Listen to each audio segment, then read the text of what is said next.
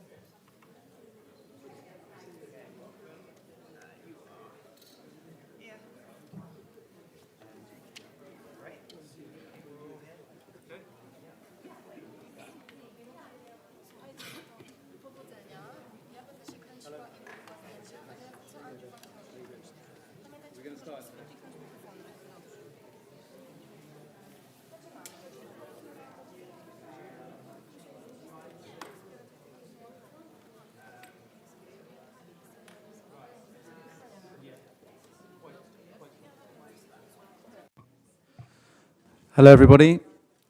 So we're just going to start in 1 minute, I think. Before we do begin, can I just let everybody know that we do have interpretation today in Spanish and Portuguese. So if you do want to, if you do need that facility, the Spanish is on channel 4 and the Portuguese is on channel 7. So you need to find the channel in front of you, and then you can put your earpiece on and listen in either Portuguese to English or Spanish to English. Thank you.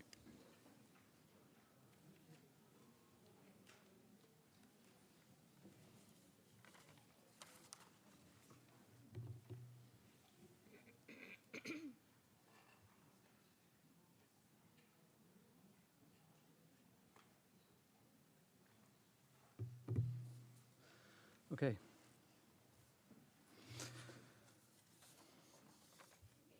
Okay, so welcome everybody. So my name is Andrew Boys, and I'm the Executive Director of Down Syndrome International. So DSI is the global network of people with Down syndrome and their families, with 160 member organizations in over 140 countries. It's my pleasure to welcome you back for day 2 of the 13th World Down Syndrome Day Conference. A very warm welcome to all of you. Thank you for being here with us today, both here in the room and also online at UN Web TV or at the UN's YouTube channel. Even though March 21st was, of course, yesterday, I just want to take this opportunity to once again wish everyone a very happy World Down Syndrome Day. So yesterday marked the 13th anniversary of World Down Syndrome Day being officially recognized by the United Nations. And since the UN resolution in November 2011, and indeed before that, there have been many worldwide events and activities aimed at increasing awareness and advocating for the rights of individuals with Down syndrome. This year, the theme of our conference is Achieving Health Equity for People with Disabilities. Health equity means making sure that everyone can be as healthy as they can be. This means that healthcare systems are inclusive and accessible, and that action is taken to address the underlying causes of poor health for everyone. There is a clear global commitment to health equity under Article 25 of the UN Convention on the Rights of Persons with Disabilities and Sustainable Development Goals, Goal 3. However, the World Health Organization's global report on health equity for persons with disabilities, which was published in 2022, provided clear evidence that we are far from achieving health equity. The report showed that currently health outcomes for people with disabilities around the world are significantly worse than for the rest of the population. And these unfair outcomes are even worse for people with Down syndrome and intellectual disabilities. The DSI network will be using this conference to launch our campaign, pushing for health equity for people with disabilities, and we're doing this in partnership with Humanity and Inclusion. We'll be launching a global consultation about health equity for people with Down syndrome and intellectual disabilities. And today, in fact, right now, a global survey is going live. And over the next few months, our member organizations will be running focus groups in a number of countries. And for us, this is the beginning of a journey for our network to campaign together for a world where people with disabilities can have a fair chance to live healthy lives. So back to now. Over the next 3 hours, we will hear from some fantastic speakers from around the world. Following the opening panel today, we will hear about what health equity means for people with disabilities. We'll then move on to a session which looks at tackling problems and making healthcare inclusive. And in our third session, we'll take a look at how we can make a difference and speak up. And then finally, we will be recognizing the incredible contributions from organizations advancing the rights of persons with Down syndrome through DSI's 2023 World Down Syndrome Day Awards. Now, given the amount that we'd like to include and the limited time we have this afternoon, we won't be taking breaks other than to change the panels. but we know that you will all remain enthralled by what our speakers have to tell you. We would also politely request to our speakers to keep to the time allocated so that everyone will have the opportunity to participate fully. Down Syndrome International is extremely grateful to our event co-sponsors, the permanent missions of Australia, Brazil, Japan and Poland to the United Nations in New York, Humanity and Inclusion and the International Disability Alliance. A huge thank you to all of you and to everyone who's involved in making this event happen, in many cases volunteering your time. Now it gives me great pleasure to invite our first distinguished guest, Ambassador Norberto Moretti, Deputy Permanent Representative at the Permanent Mission of Brazil to the United Nations, to say a few words. Thank you, Chair. Good afternoon to all colleagues. I thank all the organizing entities for setting up this important event, which we proudly co-sponsor alongside Japan, Australia, Japan, and Poland. A traditional co-sponsor of this conference in honor of World Down Syndrome Day, Brazil is fully committed to the prevention and elimination of all forms of discrimination against persons with disabilities, including with regard to their equitable access to health. The Convention on the Rights of Persons with Disabilities states that persons with disabilities have the right to the enjoyment of the highest attainable standard of health without discrimination on the basis of disability. In Brazil, we are proud that the Convention has a constitutional status. Health equity is also enshrined in our Constitution. We must always bear in mind that people with disabilities are in a more precarious situation compared to that of their peers without disabilities. We also know that ableist violence disproportionately affects Black, transgender, and indigenous people, as well as women, children, older persons, those living in poor areas, and those with intellectual disabilities. Committed to changing this scenario and promoting human dignity, the Brazilian government launched in 2023 a new national plan for the rights of persons with disabilities, called Living Without Limits. This national policy related to SDG 3 is articulated around 4 axes: management and social participation, fighting ableism and violence, accessibility and assistive technology, and promoting the right to education, social assistance, and health, as well as other economic, social, cultural, and environmental rights. All of them have the potential to positively impact or even transform the lives of persons with disabilities. When it comes to their health, for instance, the plan includes the goal of building 90 clinics equipped with OB-GYN tables and accessible mammography machines, and expanding the capacity to provide sexual and reproductive health care to women with disabilities. 75 rehabilitation centers will expand services in diagnosis, treatment, concession, adaptation, and maintenance of assistive technology for people with disabilities, including rehabilitation reference centers for people with autism spectrum disorder in Brazil's public and universal health system, thus strengthening specialized care for this group of the population. Even though Brazil recognizes the importance of and invests in health equity, it does not imply a medical approach to disability. We have developed a holistic and comprehensive disability assessment system, which is reflected in our national plan. We also cherish the motto, "Nothing about us without us," which values the participation of civil society as well as the empowerment of self-advocates. Last but not least, I take this opportunity to congratulate the organizations who received the World Down Syndrome Award. We look forward to the discussions this afternoon, which I'm sure will be very fruitful. I thank you.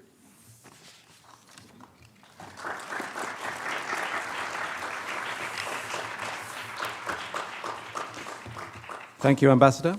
I'm now delighted to welcome His Excellency Yamanaka Osamu, Deputy Permanent Representative at the Permanent Mission of Japan to the United Nations, to say a few words. Thank you, Mr. Chair. And the distinguished participants, good afternoon. I'd like to start by thanking Down Syndrome International for organizing this important conference. And this is our great honor to co-host this event together with Poland, Brazil, and Australia. Japan continues to attach great importance to human security, which seeks to protect and empower individuals, especially those in vulnerable situations, including persons with disabilities. In this sense, Japan has been co-sponsoring this important event since the first conference in 2013, with the aim of removing social barriers that hinder the full and effective participation and the inclusion of persons with Down syndrome in society. Last June, on the margins of the 16th Conference of State Parties to the Convention on the Rights of Persons with Disabilities, Japan co-hosted a Down syndrome photo exhibition in the UN headquarters. Japanese photographer Fumio Nabata captured in photos the smiles of children with Down syndrome, which vividly displayed, without words, the potential and positive energy of those children. I believe that the exhibition helped raise awareness of persons with Down syndrome and reduce social preconceptions or psychological barriers against them. Furthermore, Japan has implemented various initiatives to promote health equity for individuals with Down syndrome under the principle of universal health coverage.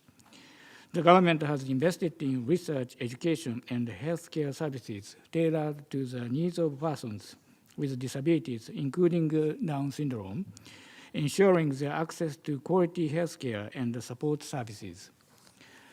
Japan adheres to the key principle of the SDGs, leaving no one behind, and will continue its utmost effort to promote international cooperation to empower those under vulnerable situations, including those with Down syndrome.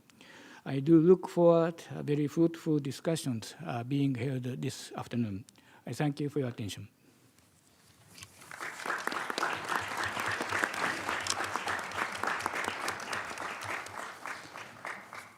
Thank you, Ambassador. So finally in this session, I'm absolutely delighted to welcome Andrzej Stolarek, self-advocate, and Edyta Gorszka from the Polish Association for Persons with Intellectual Disabilities to present for you. Just before we begin, I just want to make sure that their presentation is up on the big screen. So I don't know if we need to wait a second for that to come up before we begin.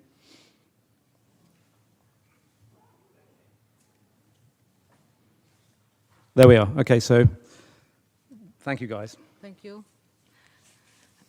Welcome, ladies and gentlemen.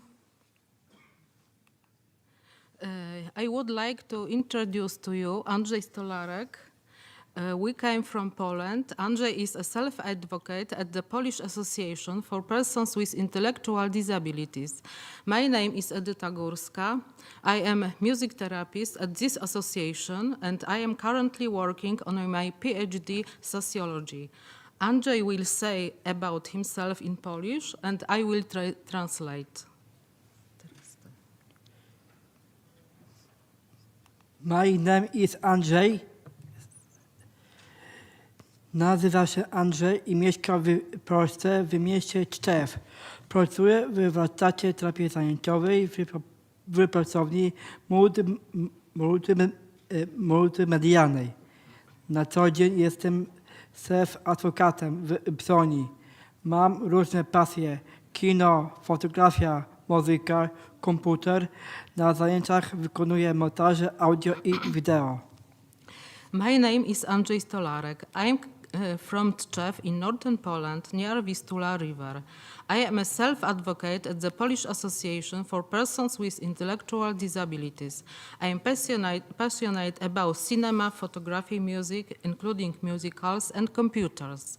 I work at occupational therapy workshops in a multimedia studio where I can edit audio and video materials. Bardzo dobrze czuję się w roli redaktora radiowego. Jestem miłośnikiem naszego zespołu muzycznego grającego na instrumentach orfa. Brałem też udział w międzynarodowych projektach oraz w programie Decider, gdzie testowałem aplikację do podejmowania decyzji. I feel confident as an editor and journalist at Radio Sovo, Sound and Voice, the first Polish internet radio station run by people with disabilities and seniors. For example, I interviewed actors of popular TV series and also participate in music therapy workshops, and I am an assistant of an Orff instrument music band named Therapy. I have participated in international projects such as BIOT, the method leading to improve employability of adults with intellectual disability. And in the Decider program, where I tested a decision-making application, I presented this on a conference in Athens.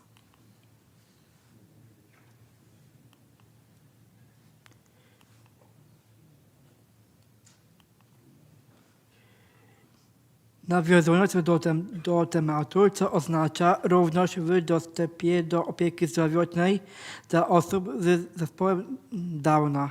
Chciałbym opowiedzieć o moich doświadczeniach ze szpitala. Byłem pacjentem w szpitalu, gdzie przeprowadzono mi zabieg operacyjny. Sytuacja ta powodowała stres, jak się okazało, niepotrzebny. Czas spędzony w szpitalu był komfortowy. Leżałem w osobnym pokoju pod opieką mojego taty. Pielęgniarki i lekarze byli bardzo mili i troszczyli się o mnie.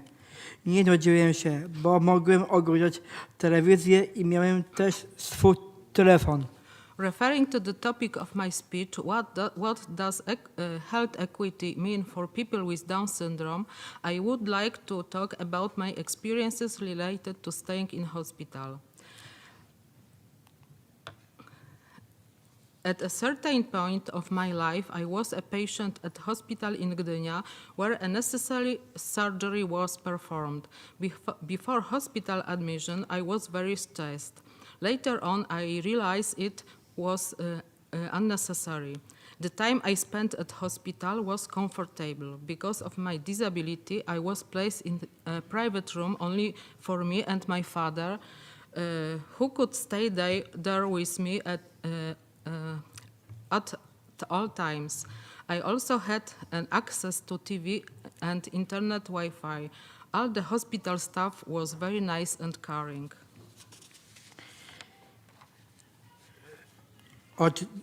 Od dziecka chodziłem do dziennego centrum aktywności. Tam miałem różne zajęcia. Wszystko dla polepszenia mojej sprawności fizycznej i umysłowej. Uczestniczyłem w turnusach nad morzem i nad jeziorem. Brałem udział w różnych zabiegach i zajęciach.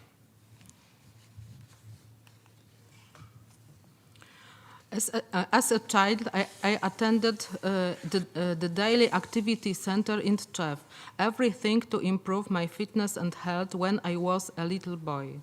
I was participated in rehabilitation stays by the Baltic Sea in Poland and also many times in Chmielno by the lake. There were various types of classes: art therapy, music therapy, psychological therapy. Moje motto o równości w dostępie do opieki zdrowotnej brzmi: wszyscy ludzie zasługują na równy dostęp do opieki zdrowotnej pomimo niepełnosprawności, statusu społecznego, narodowości, języka i zamężności, bez dyskryminacji ze względu na różnice. My motto about health equity is: all people deserve equal health care, regardless of disabilities, social status, nationality, language, or wealth, without any discrimination.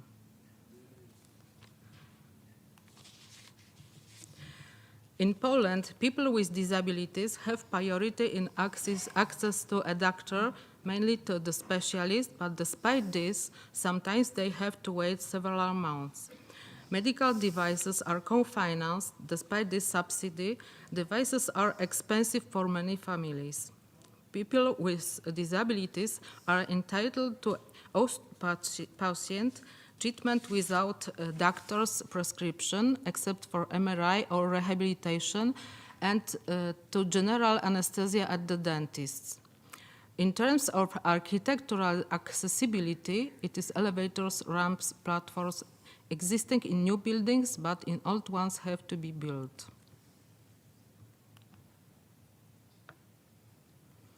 Disabled and healthy people alike are entitled to free health care guaranteed by the state up to the age of 18. Therapy and rehabilitation of disabled people is also free of charge, but many families pay for additional treatment because they need more rehabilitation than they receive. A person with disabilities receives a care and family allowance. There are also assistance for people with disabilities and various types of rehabilitation projects aimed to help disabled people.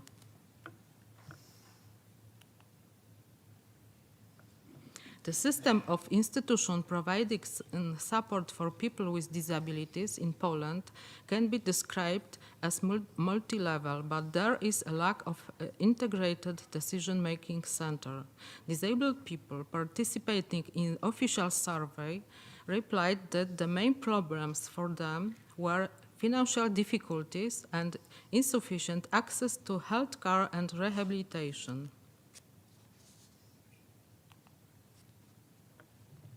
The Early Intervention Center is a very important support for people with disabilities. The program involves multidisciplinary rehabilitation for children from birth to 7 years old. There are 25 early intervention centers under the management of Polish Association for Persons with Intellectual Disabilities in Poland. 17,000 families receive help there every year.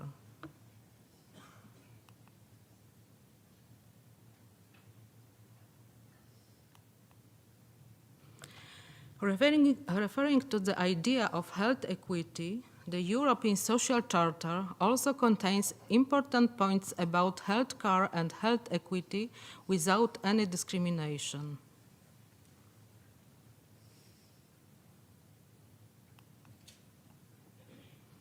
If you would like contact us, here is our address. Thank you for attention.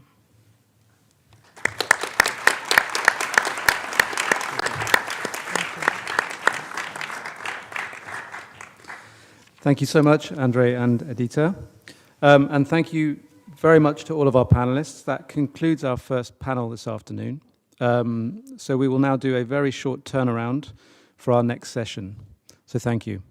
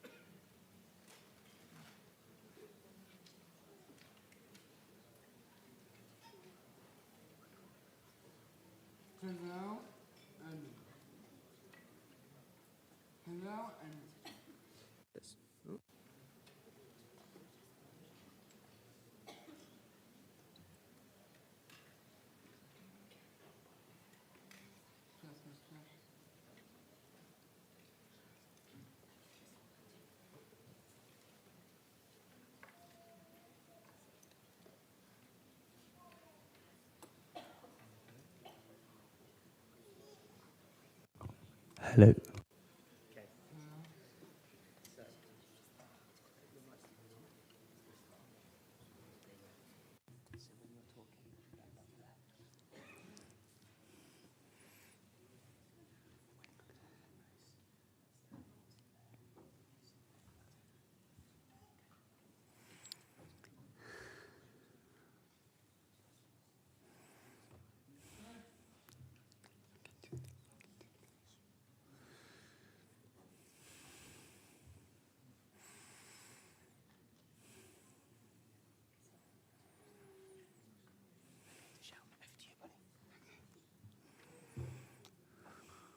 Hello and welcome back. My name is Joshua Meyer.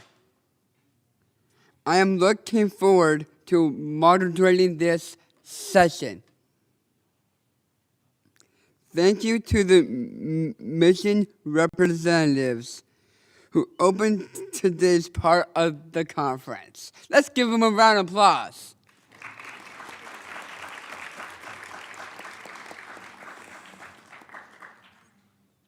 Next up, we have 5 presentations from some great speakers. This session will feature presentations on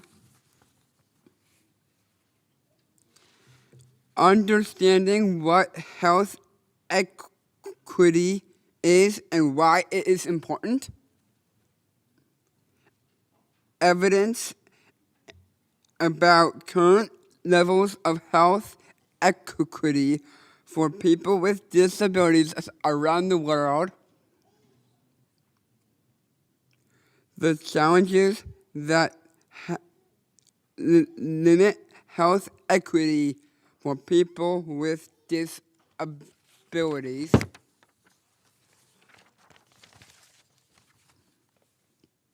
and how we can start the journey towards fair health care for everyone. Let's get right to it.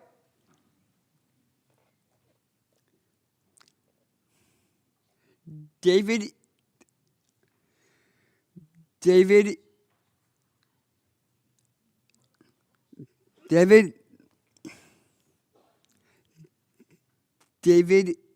Egan is an advocate and author and a person with Down syndrome. His presentation is called More Alike Than Different. Our Lives Matter. David, take it away. Hello?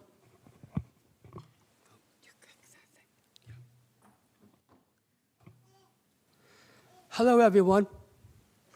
I'm honored to be here, and I was here at the first World Down Syndrome Day in 2012, 13 years ago when I spoke about human rights.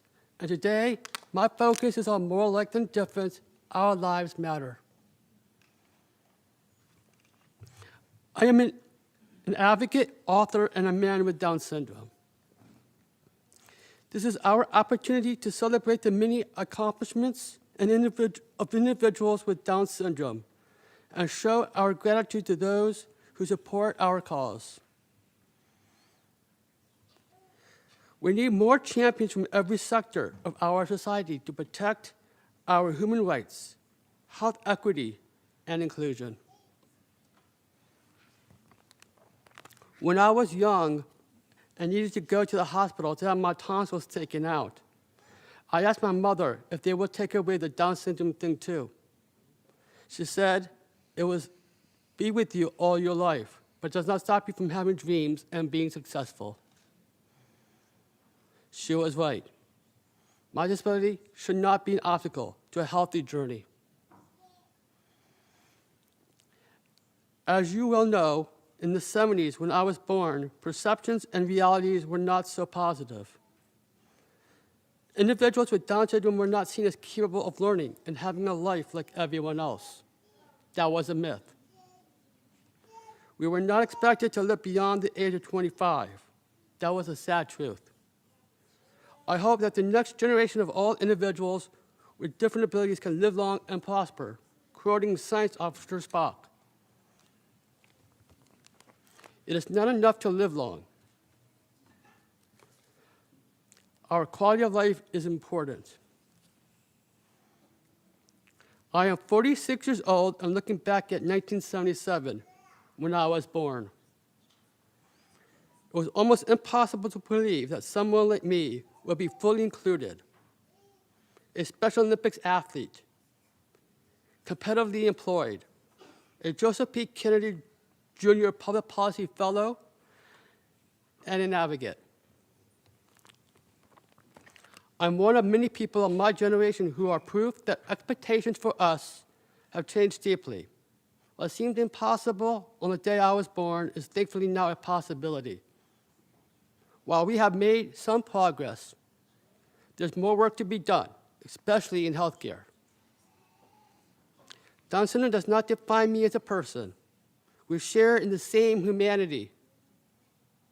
We have aspirations, dreams, feelings, challenges, and successes like everyone else.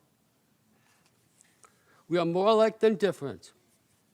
We contribute in our community. And thanks to our extra chromosome, we may have the clues to help researchers discover cures that will help all of us, with or without a disability, to eradicate many diseases. Early in my childhood, my family and I volunteered in research at the Weisman Center at the University of Wisconsin. The students at the nursing school would listen to my heart that makes loud noises.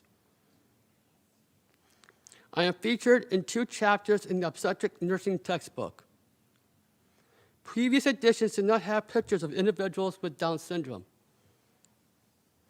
Later, my dad and I volunteered for the stem cell research at the Weisman Center, funded by the National Institutes of Health. Also, for the past 4 years, my brother and I volunteered for the Include ABC DS study in Pittsburgh on Alzheimer's.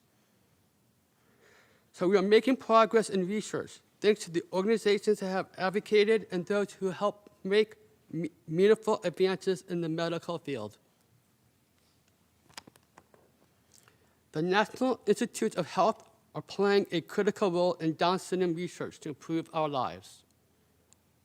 I spoke in 2018 at the NICHD Advisory Council as a research participant and was interviewed by NIH for the DS Connect registry when it was first established. I served on the NIH Down Syndrome Consortium and represent the voices of individuals with Down syndrome. I also have my Reach Up campaign, and I promote research, education, advocacy, core health, you participate, Down syndrome. We need to be involved in the basic research and clinical trials so that science can make advances and it translate into our daily healthy living. Thank you, NIH, Dr. Melissa Parisi, and all the teams and researchers. I also want to thank the Global Down Syndrome Foundation, who has advocated with our United States Congress to increase the NIH funding for Down syndrome research and writing the medical guidelines translated into various languages.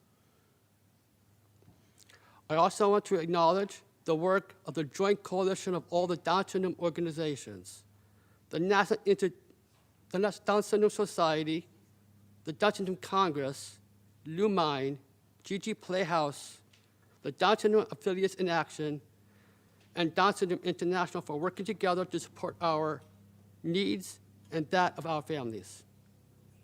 While we have made some progress in research and medical advances, it is not enough.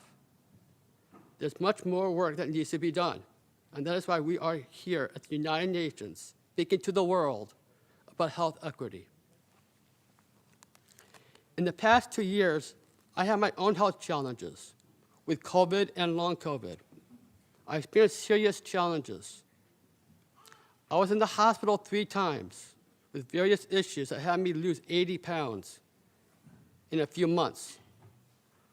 I also lost my competitive job and my well-being. My left lung collapsed, and I had no energy, and I became weak and depressed. At the same time, I was fortunate as I met wonderful nurses who connected with me as a person. They took the time to learn who I am and care about me. They assumed competence. The hardest part in my recovery was receiving mental health support. I was misunderstood. It was very hard to find the right mental health services to help me overcome depression. My doctors meant well, but not all of them are well informed about the unique needs of individuals with Down syndrome. Fortunately, I am now in good hands and on the road of recovery, thanks to some very special people.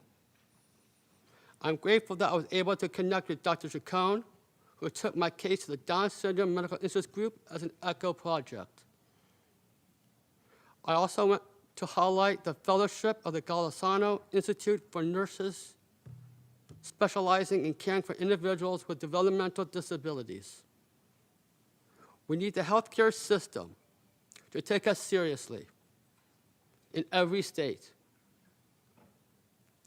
We urgently request that government and insurance companies establish those specialty clinics and allow reciprocity of care across states. I am hopeful that we are going to make progress, ensuring good health care to all regardless of birth condition, disability, race, and socioeconomic status. We need to change the world. Together we can make it happen by advocating for all of us. We can build a society that does not exclude, but rather includes. Being healthy is a goal for every person on this earth. In closing, I will leave you with one thought. Being healthy is a goal for every person on this earth, including individuals with Down syndrome. When we partner and advocate together, our voices and our work has greater impact. Together, our voices and our work has a greater. Let us imagine the possibilities and dream with me of a world where people with disabilities have access and receive the best health care services like everyone else. We are more alike than different. Thank you.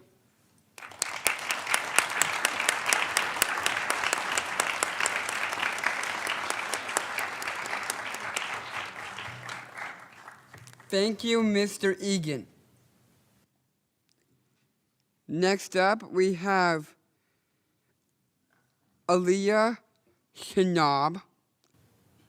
She is a public health advisor and mother of a girl with Down syndrome. She will be talking about how to change the mindsets of medical professionals. Thank you, Dan. And thank you, everyone, for making that happen every year with Proud. Before we start, I'll ask you a favor to take a moment and close your eyes and imagine with me this moment. In the office of the doctor. He's a compassionate doctor. He's telling me with a smile that, Aliyah, I have news for you. Actually, you are soon to be a mother. And I want to start to saying that you have your clinical results indicates that you have a high probability for having a baby with Down syndrome.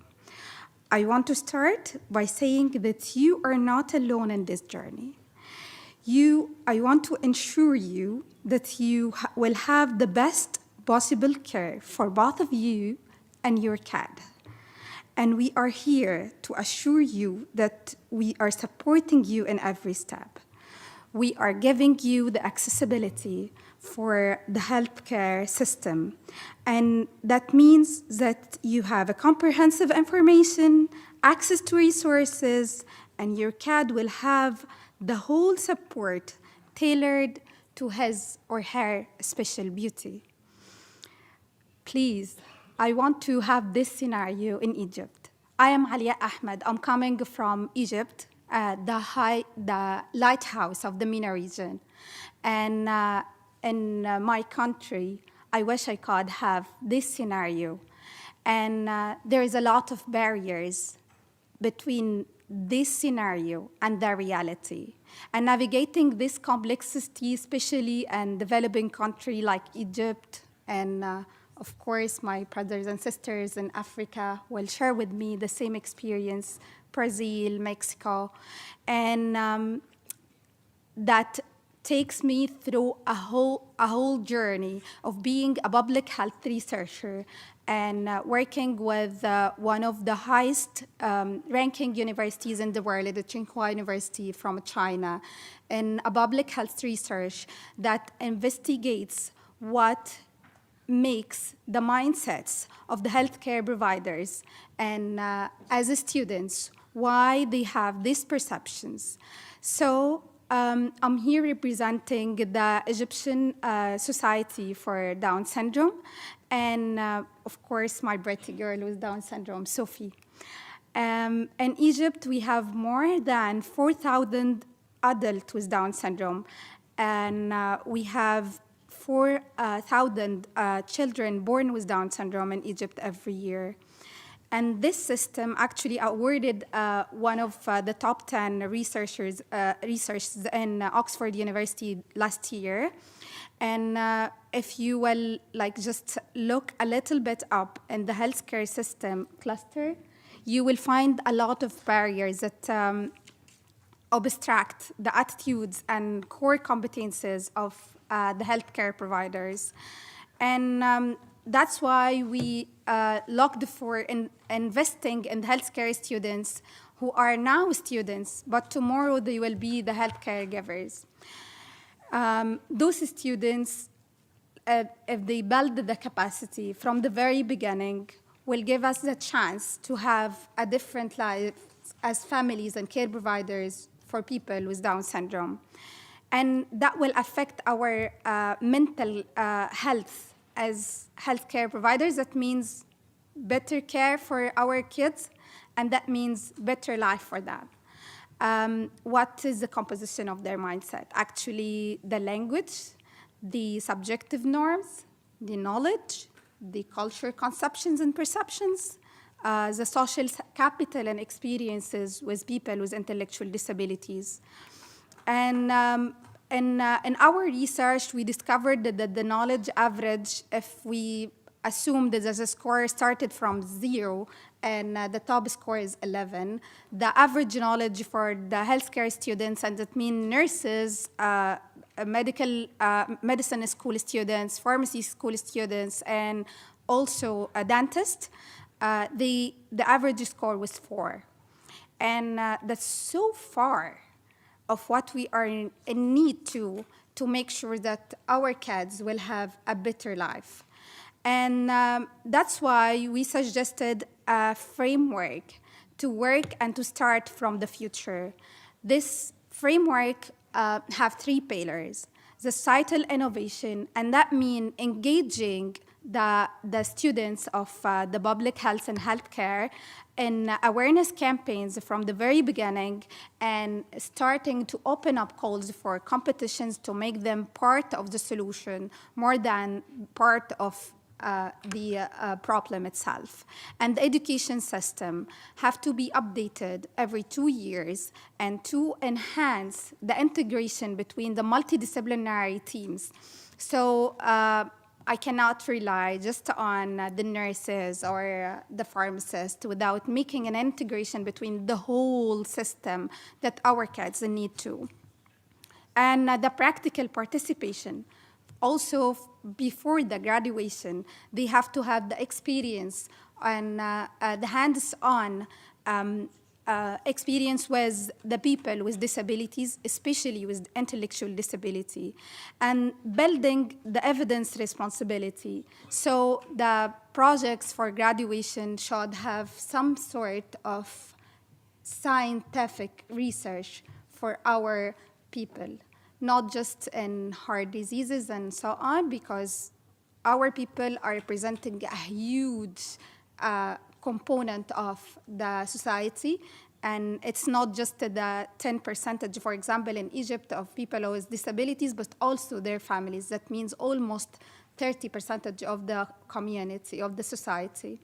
And the mentorship for the healthcare students and healthcare providers. So before evaluating them and asking them to be assessed about their practices in the healthcare settings, they have to have their back. They have to have their rights as human being, to have the humanitarian experience of mentorship. So, and that will build a supportive environment for them that will encourage them more and more and being incentivized to be part of the solution. And if we zoomed out, we cannot do it without the policymakers, the researchers, and the developmental sector.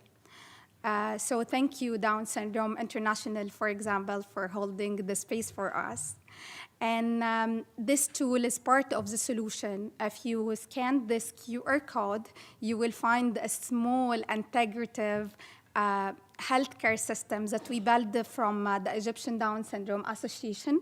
It's called, in Arabic, بنكمل بعض. That means that we are together in this. And that make every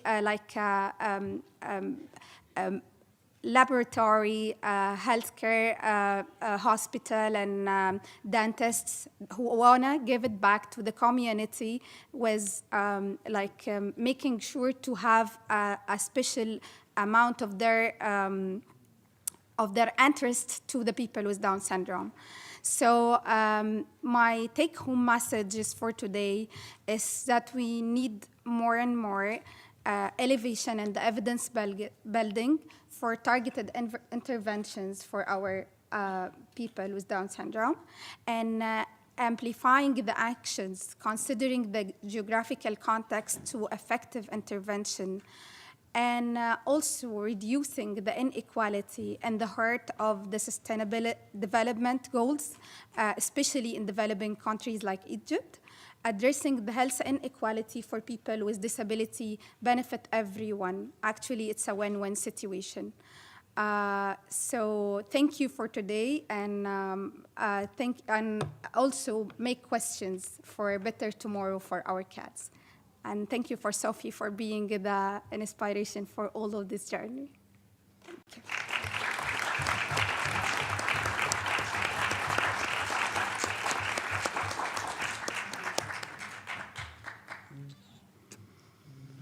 Thank you, Ms. Schnapp. Next, our next presenter is Rose Morty. She is the National President of Down Syndrome Foundation, Nigeria. She will be talking about equitable healthcare systems.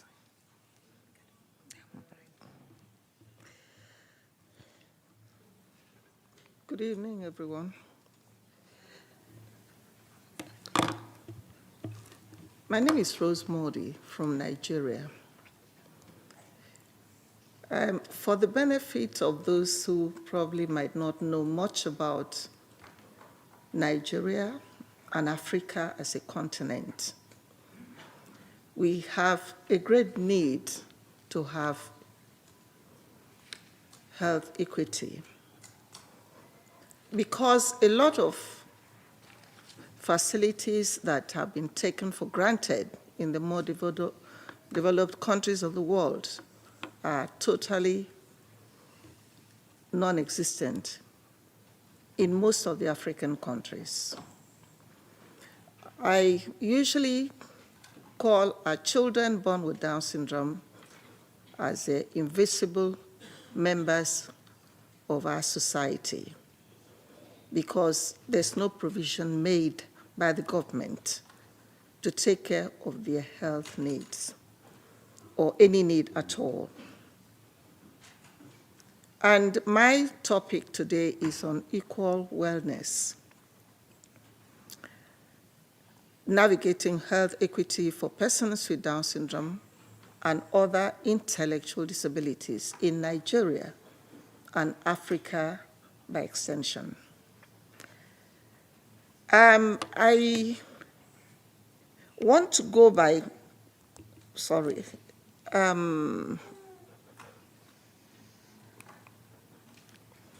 by first making introduction for the benefit of people who probably might not know much about the condition called Down syndrome. Individuals with Down syndrome and other intellectual disabilities face distinct co-occurring challenges that impact their cognitive, sensory, and physical well-being.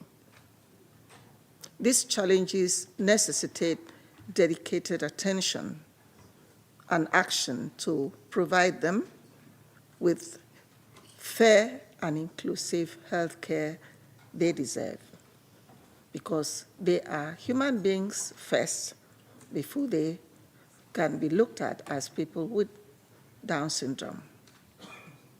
Ensuring health equity for individuals with Down syndrome is critical for several reasons. Number one, to uphold their dignity and respect.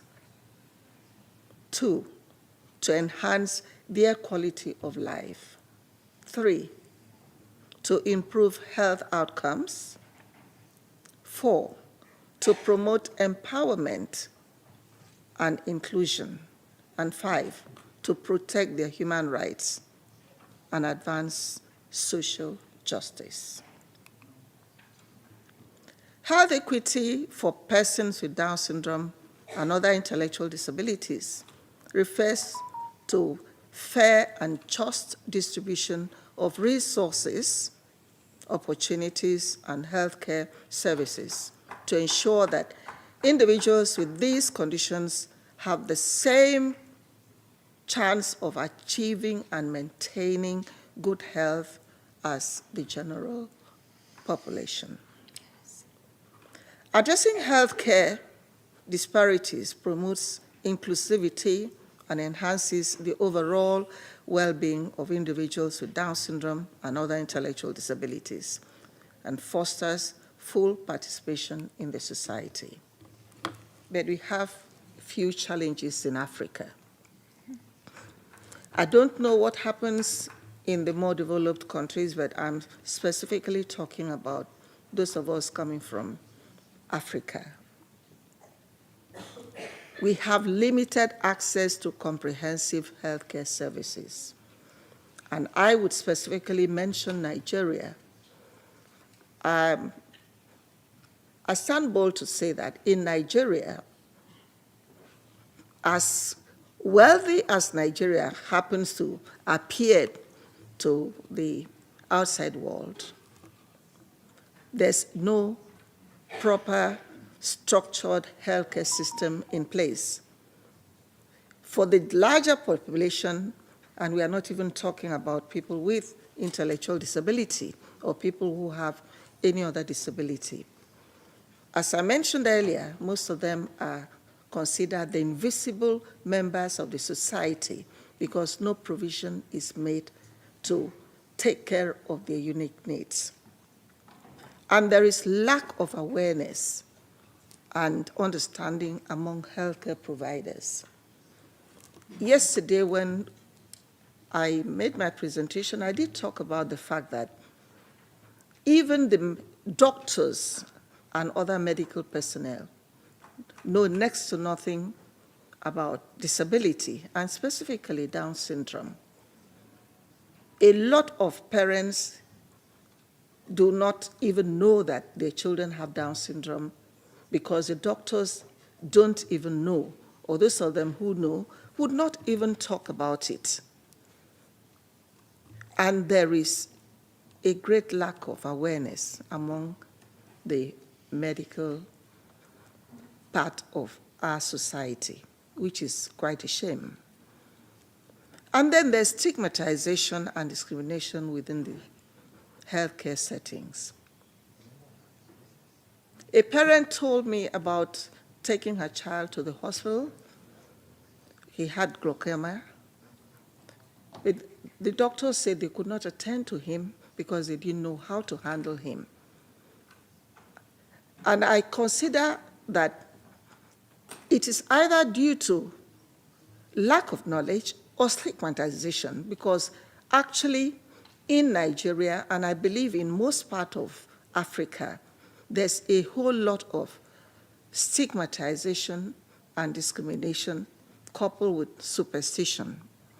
But in the medical field, that you would expect them to know better, they are educated and enlightened, you would expect that they should know better, since the lives of all other members of the society depends on how well they handle the healthcare system.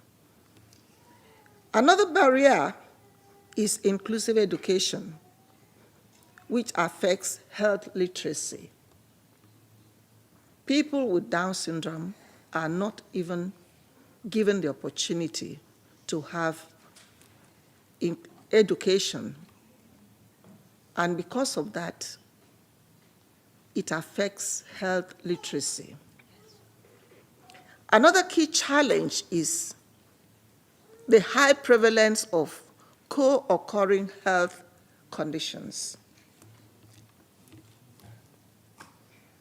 Children with Down syndrome in Nigeria, well, not in Nigeria alone, all over the world, we know that they are predisposed to a lot of medical conditions, medical issues. The most common one is the congenital heart defect, which about 60% of our children are predisposed to. But nothing is done to take care of their needs. Another challenge is lack of mental health support and resources for emotional well-being, not just for our children with the condition, but for the carers, the parents, the mothers, who are the ones who look after them. There's scarcity of research and specialized intervention tailored to Down syndrome. In fact, it's non-existent in my country, and I believe a greater part of Africa. I propose 3 solutions. Number 1, access and awareness. We need to strengthen the healthcare access through policy and infrastructure. We need to train the healthcare providers on special needs, and we need to create awareness campaign to address stigma. Number 2, education and support. We need inclusive education initiatives. We need also community and online resources for health education. And we need mental health support network and services. Number 3, proposed solution is research and intervention. We need funding and incentives for targeted research. And we also need to develop interventions specifically for Down syndrome, because among all the intellectual disabilities, I think Down syndrome is the most shortchanged. And there is need for us to be aggressive in creating not just awareness, but also in encouraging researches to be carried out, because we haven't had that in Nigeria. In conclusion, we need equal wellness for persons with Down syndrome. And the pictures of 2 of my favorite children in my organization, they're a set of twins, that if not for the intervention that we carried out in the foundation, they are 23 years old now. They would have died because we had to take them out of the country for medical intervention. And there is a high need for us to approach it, carry out aggressive approach to challenge with optimism. Positive changes are within our reach, and together we can create a healthcare landscape where every individual, regardless of ability, receive the care they deserve. Thank you.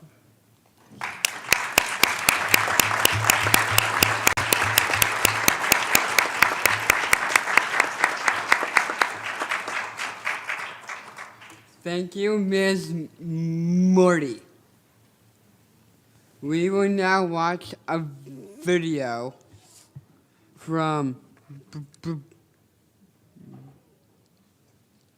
Bergerl Lyndon from Australia that will help us understand what health equity is and why it is important.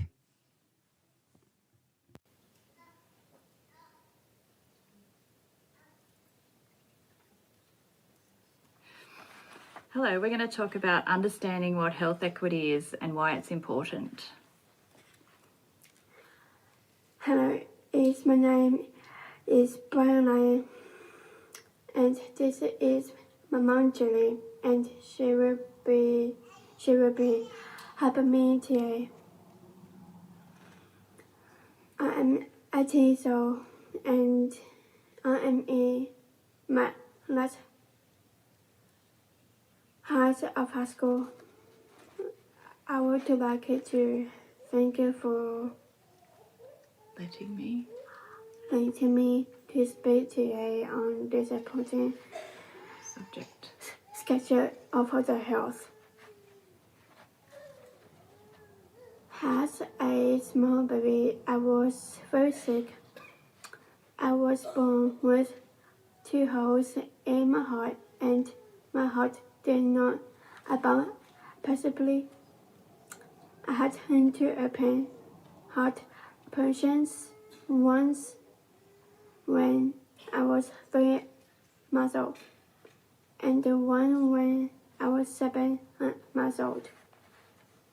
I am very lucky to be here. I had a very good doctors when I was a baby that knew how to fix my heart and look at me. I have growing up very lucky not to be too sick.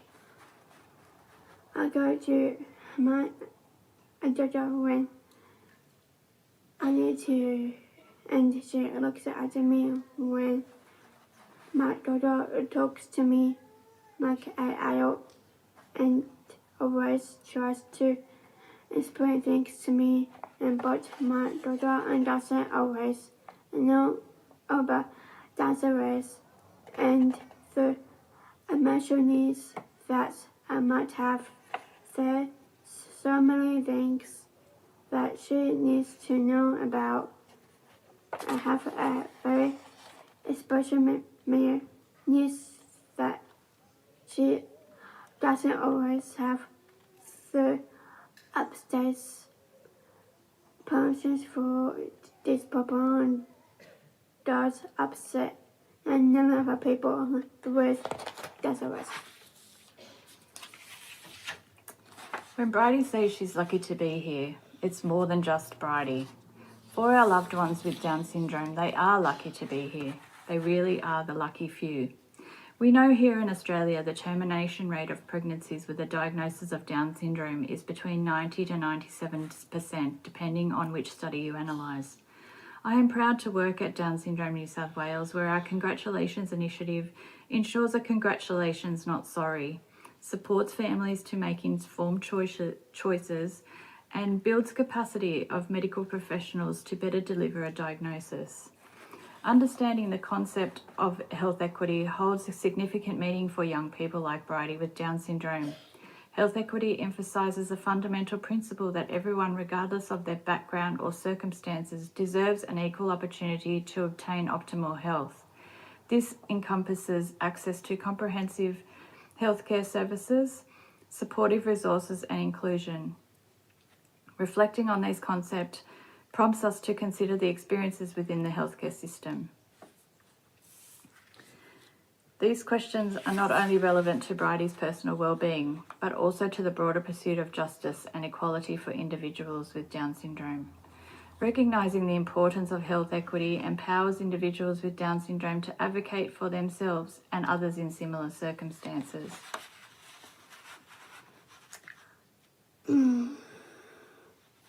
I have been very lucky that I have had a very good daughters looking at me in my life, but now as I am older, that is not always the right care that I hope that in the future this will change. We strongly urge the United Nations to take health equity seriously, particularly as we have a population of people with Down syndrome living longer than ever before, with a life expectancy of now 60 years of age, whereas in the 1983 it was 25 years of age, and in the 1940 it was just 10 years old. We know in Australia for people with Down syndrome and intellectual disability, the cost of healthcare has doubled due to the rate of emergency and hospital admissions. They are more likely to develop dementia and are more reliant on formal services and supports, and a staggering 38% of deaths are completely avoidable. As a mum to a formidable, funny Bridie, who is a young woman with Down syndrome, it is deeply concerning to me that here in Australia she has over double the risk of violence, abuse and stalking than a woman without a disability. It is also deeply worrying to me that 46% of women with intellectual disability have experienced sexual violence. This needs to stop. Health equity and equity in general across all facets of life needs to be a significant focus of the work of the United Nations and its member states. Together, let us strive towards a future where health equity is not merely an aspiration, but a reality for all. Thank you.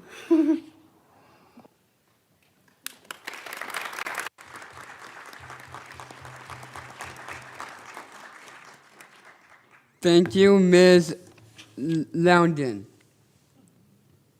Now we're going to shift to Marie and Chantal Dang, our mother and daughter.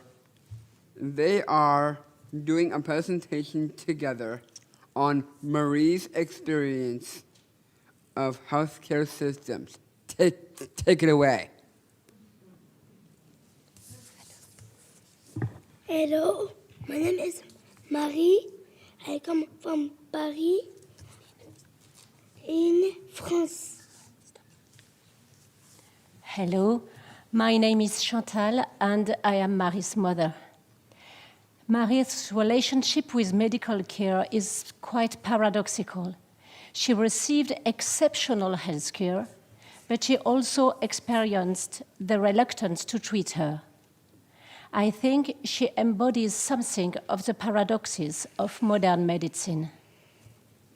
From the moment she was conceived, we had to fight against certain medical advice. A major heart defect was detected very early in the pregnancy.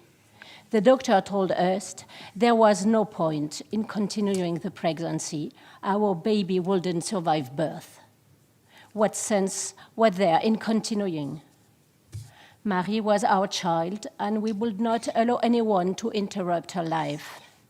Against the doctor's advice, I continued the pregnancy. At 6 months into the pregnancy, the same doctor noticed that the exchanges in the umbilical cord were not going well. This confirmed his intuition that our baby had a chromosomal condition. At 31 weeks of pregnancy, we were told, your baby is in fetal distress, and you know that we suspect a chromosomal condition. So, if you want us to do nothing, your child will die naturally in your womb. When we asked them if they were offering this to any baby at 31 weeks of pregnancy or only because they suspected a chromosomal condition, they answered that any child was entitled to health care at this term. So we told them that we were expecting precisely any child. Better than that, we were expecting a little girl named Marie, and that she would have the same rights as any child. Is it normal for parents to have to reaffirm the right to health care for their child because of a chromosomal difference? First miracle, Marie is alive and premature, in spite of certain doctors, but also thanks to them. And she has Down syndrome. Second miracle, after major heart operations, Marie survived. A kind-hearted cardiology surgeon put the best of his knowledge at the service of this little girl 3 times over and saved her life. Defying all medical advice, Marie survived, thanks to him. We are forever grateful. After her last operation, although the heart had been treated, the sensors at the hospital continued to ring every night, so sleep apnea was suspected. An appointment was made at the Necker Hospital sleep unit, and Marie was fitted with a device for 1 night's observation. The very next morning, Professor Fourou was in Marie's room. Marie was a case of severe apnea. The doctor was delighted. Marie was going to be fitted with an NIV, non-invasive ventilation, and Professor Forou's intuition was that she would get much better. This professor was convinced that the cognitive delay of children with Down syndrome was largely accentuated by undetected and untreated sleep apnea. Improving the quality of the sleep will greatly enhance the cognitive abilities. When you sleep well, you learn better. Indeed, very quickly, I found Marie much more toned and present, despite the fact that she had just come out of months of hospitalization exhausted. At the same time, Marie was being monitored at the Institut Jérôme Lejeune, which specializes in Down syndrome in Paris. The head of the consultation on receiving Marie's medical examination was perplexed. Clinically, he would not have suspected such apnea in Marie. He wondered how many children with Down syndrome were left untreated as a result. Since this was exactly what Professor Fourou at Necker Hospital thought, they got together to discuss Marie's case, and the Breeze 21 Respire 21 research program was born, with the aim of demonstrating that children with Down syndrome are more prone to sleep apnea due to hypotonic tissues, and that the screening and treatment of this apnea from the very first year of life would considerably improve the cognitive abilities. Third miracle, doctors and researchers with an inquisitive mind, eager to improve the living condition of children with Down syndrome, created a research project that could transform their daily lives. I remain convinced that Marie's healthy development is thanks to them.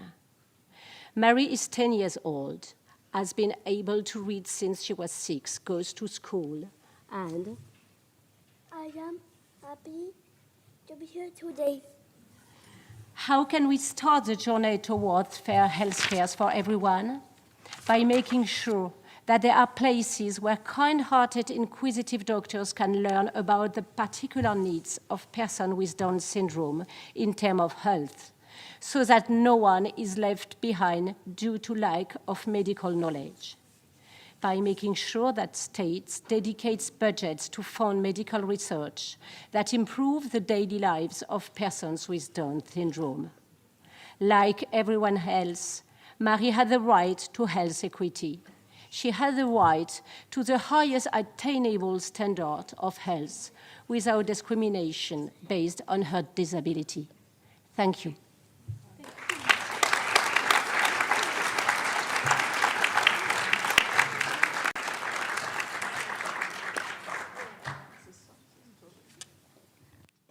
Thank you, Marie and Ms. Dang. That was a fantastic session. A big thank you to all the speakers. Give them a round of applause, please.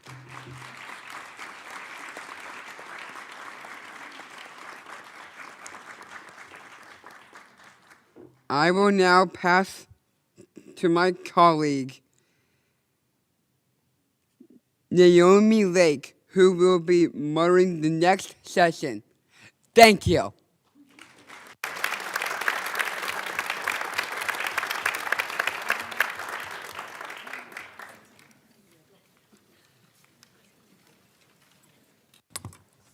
Okay, if the next speakers could please make your way up.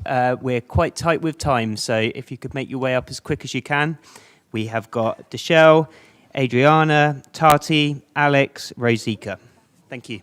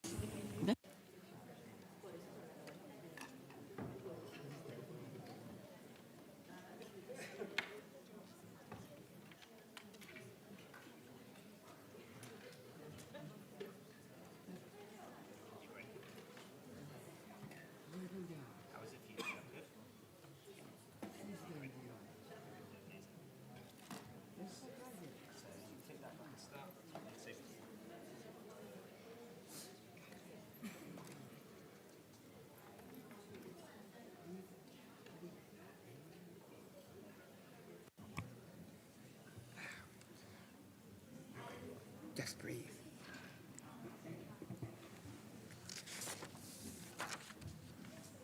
When you're ready. Okay. Hello and welcome to the Tackling Problems and Making Healthcare Inclusive. My name is Naomi Lake from Australia, and I will be moderating the session. This session will feature presentations on dealing with unfairness in healthcare, finding ways to improve healthcare access, making sure health professionals understand everyone's needs, making sure people with disabilities can make informed decisions about their healthcare. I will now pass on our first speaker, Dashiell Meyer. Hi, guys.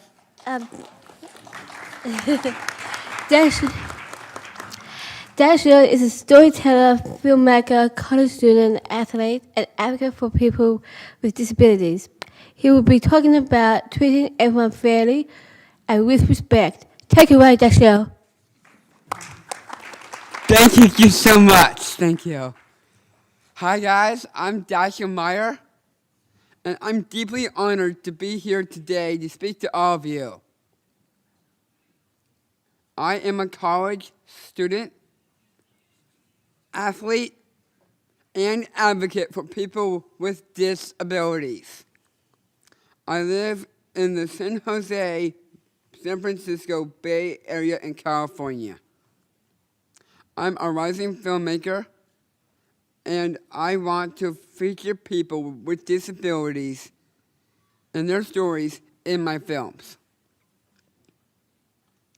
I first learned about health equity as a health messenger with Special Olympics. I talk with medical and dental students so they can learn how to work with people with trisomy 21 and other intellectual disabilities. Next slide. As people with Down syndrome, we face many challenges when it comes to health.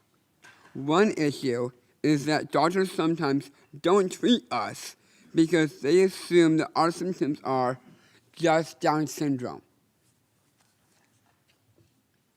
When I was about a year old, my mom noticed that I stopped hearing. I didn't respond to my name anymore. I didn't blink when she clapped next to my ear. When she called the doctor's office, she was told that I couldn't have an appointment because it was just Down syndrome.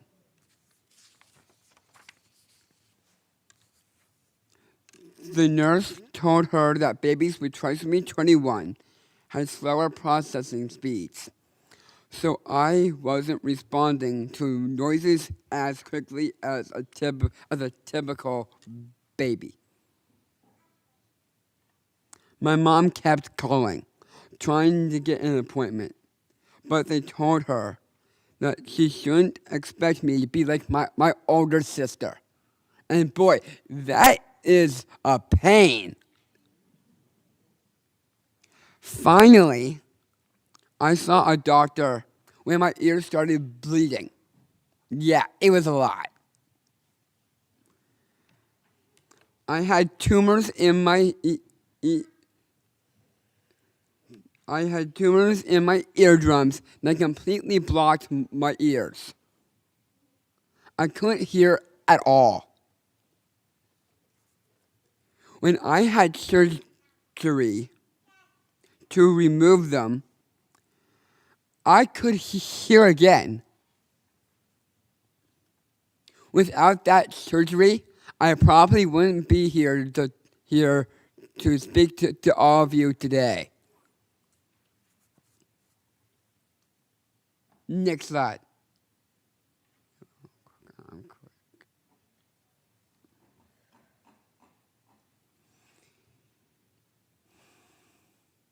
There were other times doctors told my parents that my symptoms were just Down syndrome. But I had good experiences with doctors as well. I am lucky to have many doctors who truly care about me, like my pediatrician, Dr. Fong, who treats me with respect. When I became an adult, he took the time to make sure that my new doctor treated me with respect and cared about me as well. Talk about a win-win.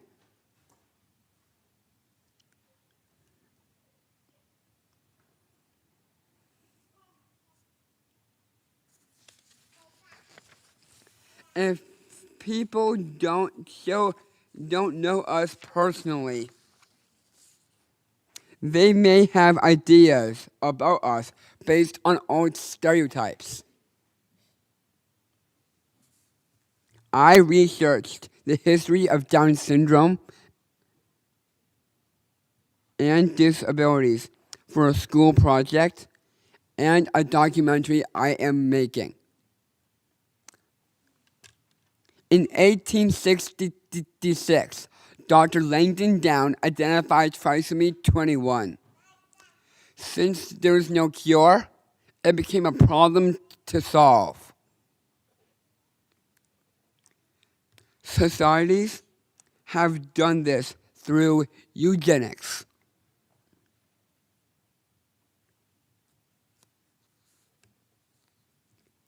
Putting us into asylums and separating us from the rest of society. And we had enough. It's time to change. The idea that people with Down syndrome do not have worthwhile lives makes it easier for society to treat us poorly. Today, we still see the ableism when we are told that our symptoms are just Down syndrome. This isn't fair. When you see people with Down syndrome, see us as people, not our disability. Our disability doesn't define who we are. Understand us for who we are. Don't just assume things about us before getting to know us. We deserve to have our symptoms treated. We deserve to be treated with respect by people who care about us and our lives. We can come together to be more inclusive and improve for the future by meeting the health needs of people with disabilities. People with Down syndrome need help. When other people start to realize that, then a lot can change. Think about how far we have came. Why not start now? All of our lives are worthwhile. All of us are worthy of respect. But most importantly, we are not just Down syndrome. Thank you so much.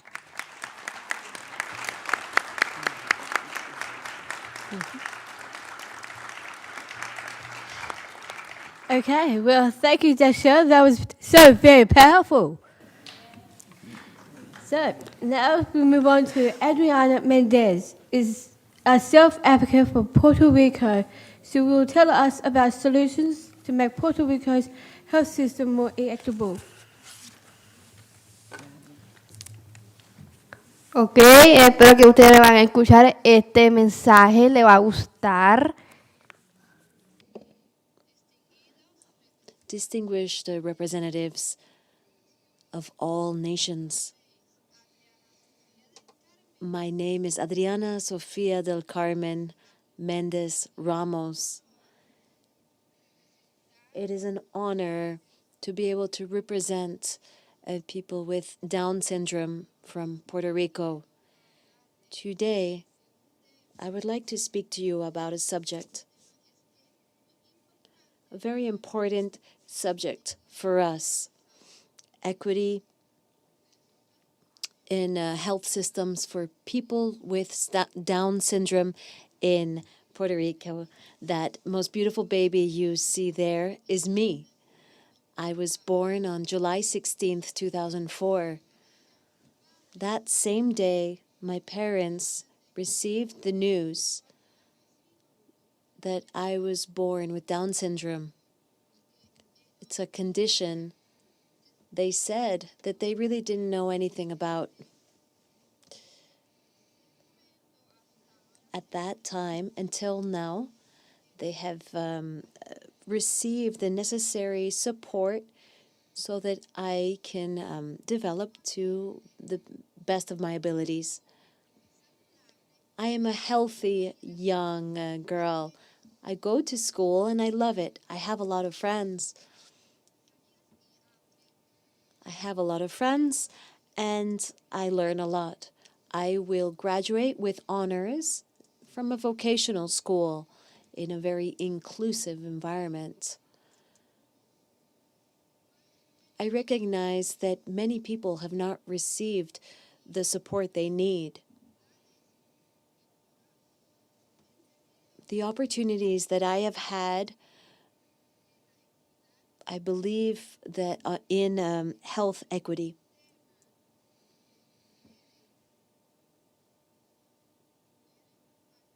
It is a subject that requires immediate attention in Puerto Rico. People such as myself, we often face problems to receive certain services. We have problems to receive adequate health services, and these are some of the challenges that we face. It is hard to receive unlimited access to medical services. There is a lack of knowledge coming from medical professionals, and we need more support for families.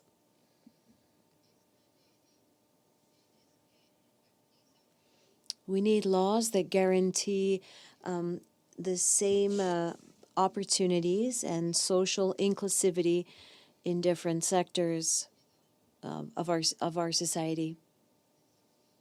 We face challenges.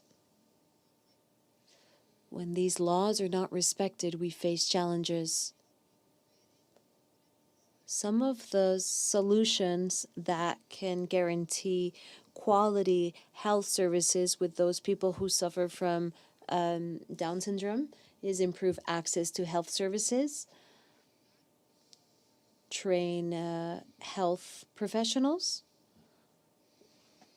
and also provide educational resources and support, updated support to the families. I have a surprise for you. I would like to say that I want to go to the university. I want to have a good job. I would like to marry at 30 years old, and I would like to have children. I would like to be able to go to the movies, go shopping with my friends. I want to be independent like my brother Gabriel and my sister Amanda. I know that there are many people like me that want to achieve this dream.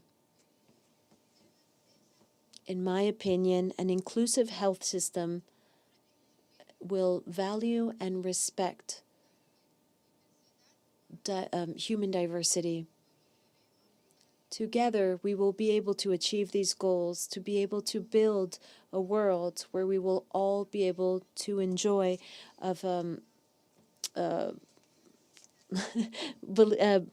I am so, thank you so much. Thank you so much for listening to me.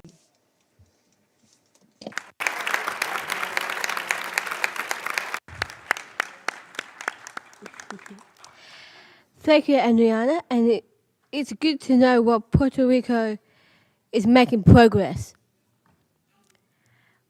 We will now hear from Tati Pakistelli and Alex Rote. They will be talking about the healthcare system in Brazil. Dear friends, I am Alex Duarte. I founded the Chromosome 21 Institute, and I work as a teacher, researcher, writer, and a movie director in Brazil.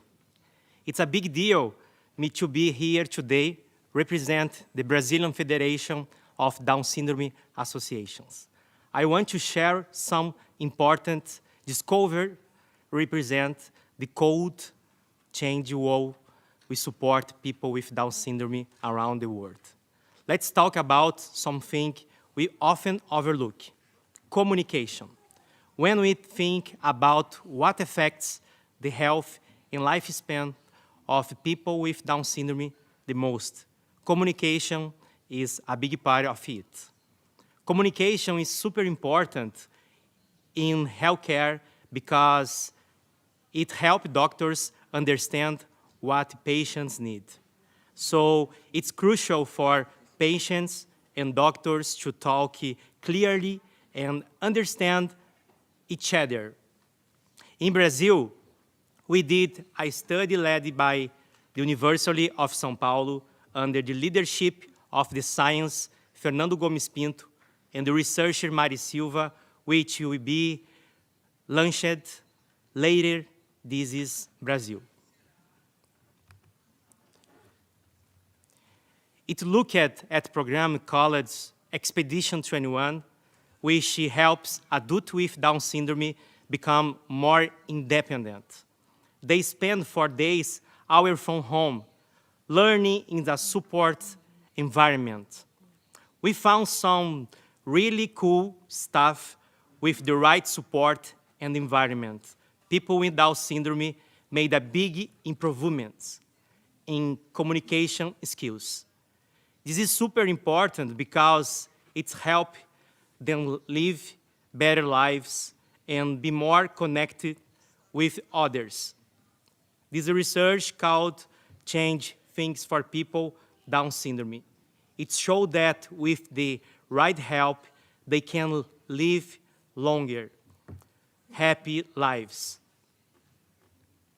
It also helps reduce the stigma around disability and may stop people from choosing to end pregnancy if they find out the baby has Down syndrome.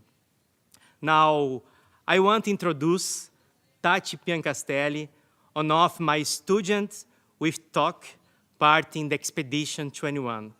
She is a big inspiration, along with others like Mariana, Pedro, Stephanie, Vitória, and Luísa. Por favor, levante-se em pé, stand up. Mariana, Pedro, Luísa, Vitória.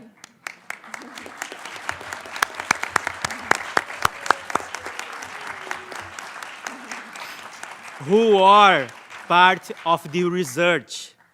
Thank you all for making the world a better place for everyone that are yet to come. Thank you so much, Down Syndrome International. Vai lá, cara, agora é você.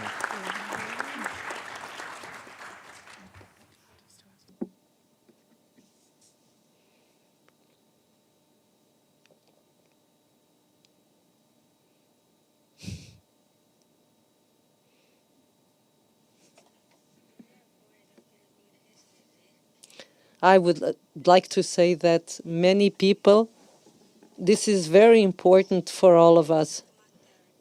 I have a big screen behind me. I have a gray jacket and a black shirt, and I'm wearing a skirt. And I am going to start my lecture, my speech.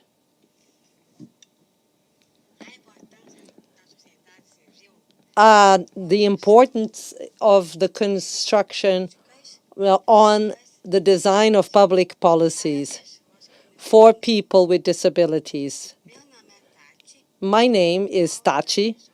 I'm a self-advocate with Down syndrome. I'm Brazilian, and I am part of the Down Syndrome Associations.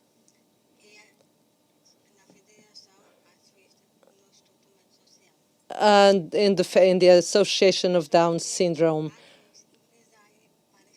I'm an entrepreneur, and I'm a digital influencer and a writer. And I'm also working in one of the most famous cartoons in Brazil. I am a professor in the Brazilian Federation for Down syndrome, founded in 1994, and for people with Down syndrome. And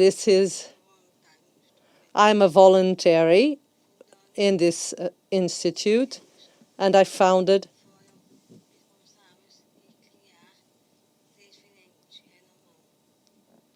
in creating programs for this. This federation it's in 5 regions of the country. We have directors, regional directors, that are specialized in health and education.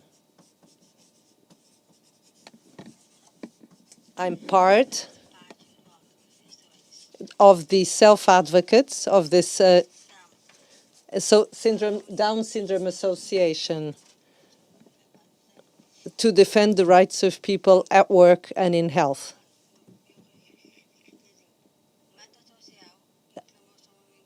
I represent people with the chromosome 21, and I fight for our rights. My parents were always by my side, and this way I can be more independent. And this is me as a baby. I did not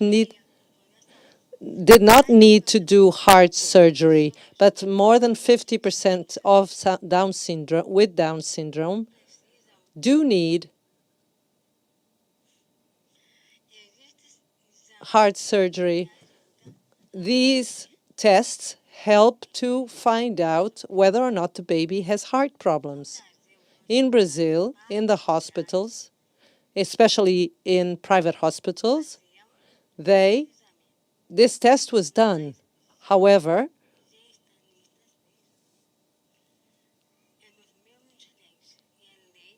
but especially in private hospitals, they need to be done as well in the public system.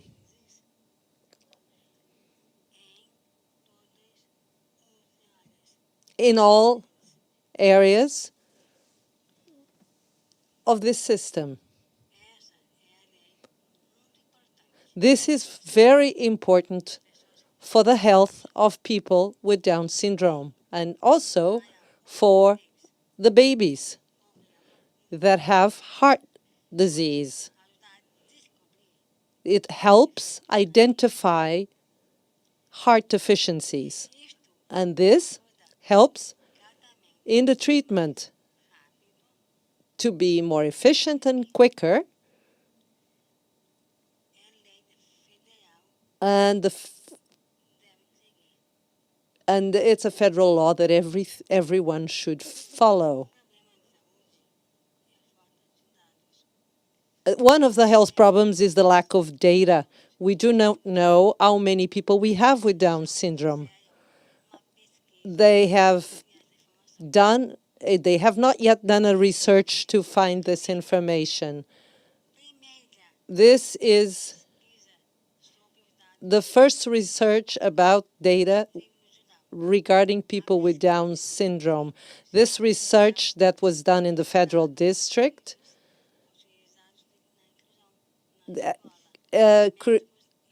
made data that pointed to the rights of people in school, and we want that all states do this research so they can know what it's needed in Brazil, because this data helped in having more health access. And they also help to have an idea of the need for health professionals. The Federal Institute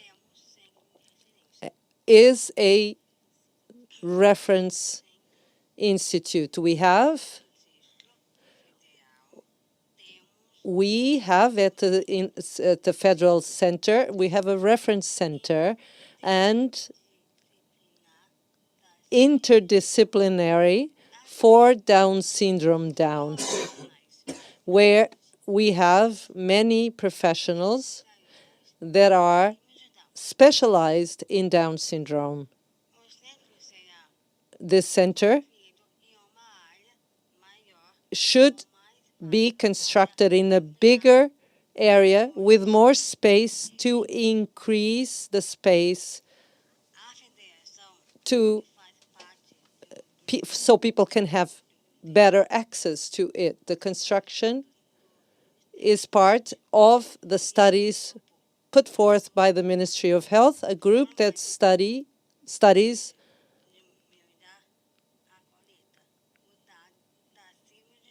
that finds ways to improve quality of life for people with Down syndrome in Brazil in order to qualify and the health professionals to identify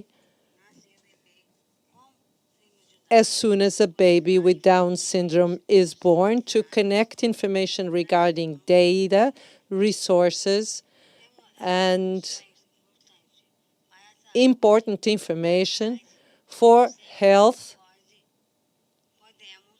so we can have more productive lives. How? As influencer and entrepreneur,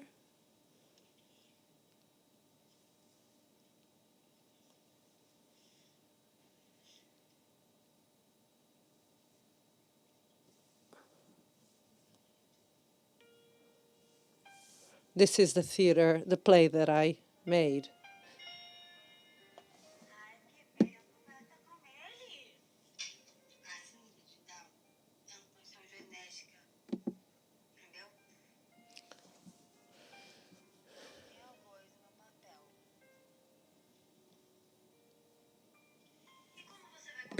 Não pode morrer sozinha.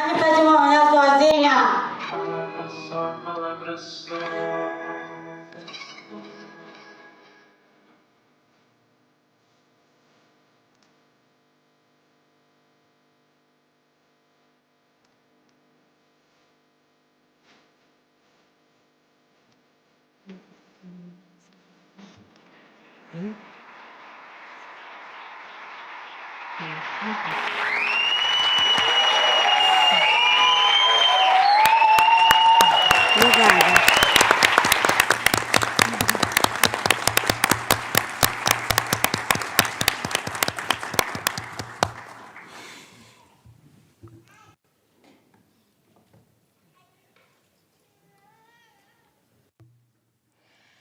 Okay.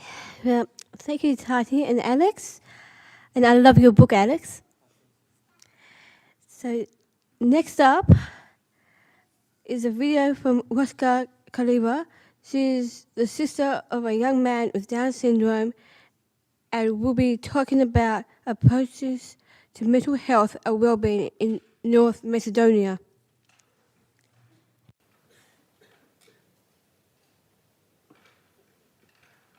Are you feeling down? Today I will be talking about approaches to mental health and well-being in North Macedonia. My name is Rosica Kolava, and I'm an inclusion advocate and sister of Nicola. When it comes to people with Down syndrome, there's two opposing stereotypes that they often face regarding their mental health. One is that people with Down syndrome rarely feel down. They just look like they're happy all the time. And when people with Down syndrome, on the other hand, don't engage much or seem like they're in a bad mood, it is also mainly because of their condition. According to the WHO Global Report on Health Equity for Persons with Disabilities, people with disabilities have an increased risk for developing mental health conditions and often rate their mental health as being worse than those without disabilities. This is not just due to individual differences. People with Down syndrome face this because of how they are treated by the society. So, what is it that impacts our mental health? Well, for starters, feeling safe and being included in society is important for our well-being. This means having the rights and access to family life, education, healthcare, employment, leisure, as well as living and participating in the community. On the other hand, discrimination, exclusion, and isolation have a negative impact on our mental health. Let's look at some challenges and barriers to mental health and well-being in North Macedonia, which is the country where I come from. There's two main types of these. There's general barriers to being included in society and to promoting well-being, and there are challenges to providing accessible mental health services and support. Some of the general barriers are that in schools, which are only now becoming more inclusive, not enough focus on mental health and well-being. Then the employment rate is very low. Many adults with Down syndrome spend most of their days at home. There aren't enough opportunities for assisted or independent living, and not enough initiatives for going out, having fun, socializing, going to the theater or cinema. Then people with Down syndrome actually rarely enter romantic relationships, and they're not supported in making decisions. Some of the challenges in dealing with mental health problems are that there's limited access to quality mental health and psychological support, then there's not enough practitioners that work in an inclusive way, and diagnostic overshadowing is common. This means that practitioners may say things like, oh, he's behaving this way because he has Down syndrome. However, there are some good practices too. There's a new action plan and a national strategy on mental health being developed. Local authorities start acting as inclusive employers. Currently, 3 people with Down syndrome are employed by different municipal councils in the city of Skopje, which is the capital city. And also there are organizations that support people with disabilities like Poraka, Trisomia 21, Doza Sreća, Vera, Krik, Pomoja Cvet, Prkos. Here's Nicola doing some gardening work with the organization Poraka. Then there's organizations, associations, and clubs that promote sport and physical activities, like Special Olympics or Scream, the fencing club. Here's Yula showing off one of her Special Olympic medals. And there's also inclusive dance studios, theater companies, and music schools such as Dancers United, Eureka, Veternisa Collective, Inclusive Music. So what are our next steps? Well, we are planning on working together with UNFPA and WHO North Macedonia on promoting inclusive mental health initiatives. Then, we're forming a network of professionals, people with disabilities, and their families to create guidelines and trainings on mental health. And we're forming an interest group on well-being of persons with disabilities at university level. Together with PRCOS, which is an organization, we're going to join forces to organize accessible counseling workshops that include adults with Down syndrome. And we're planning to talk about mental health in a radio program hosted by Alexander Matovsky, which is the gentleman on the right of this picture. Thank you very much for your attention.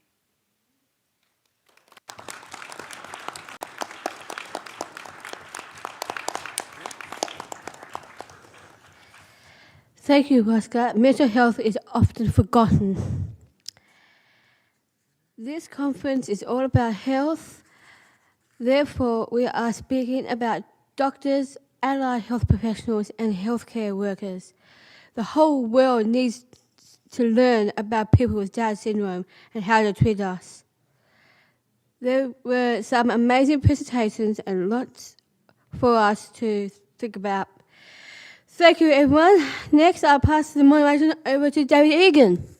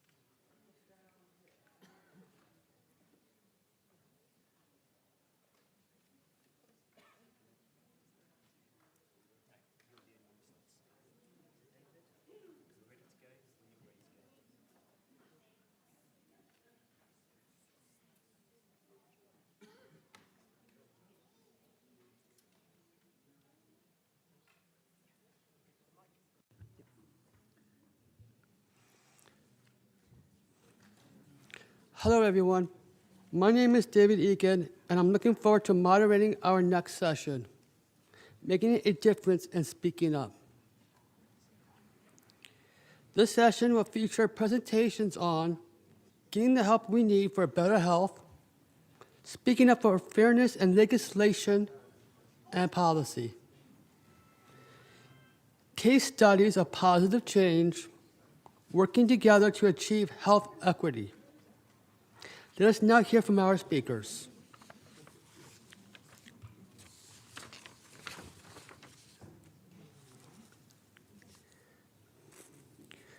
We will now watch a video from Puneet. He is a disability inclusion advocate and accessibility professional.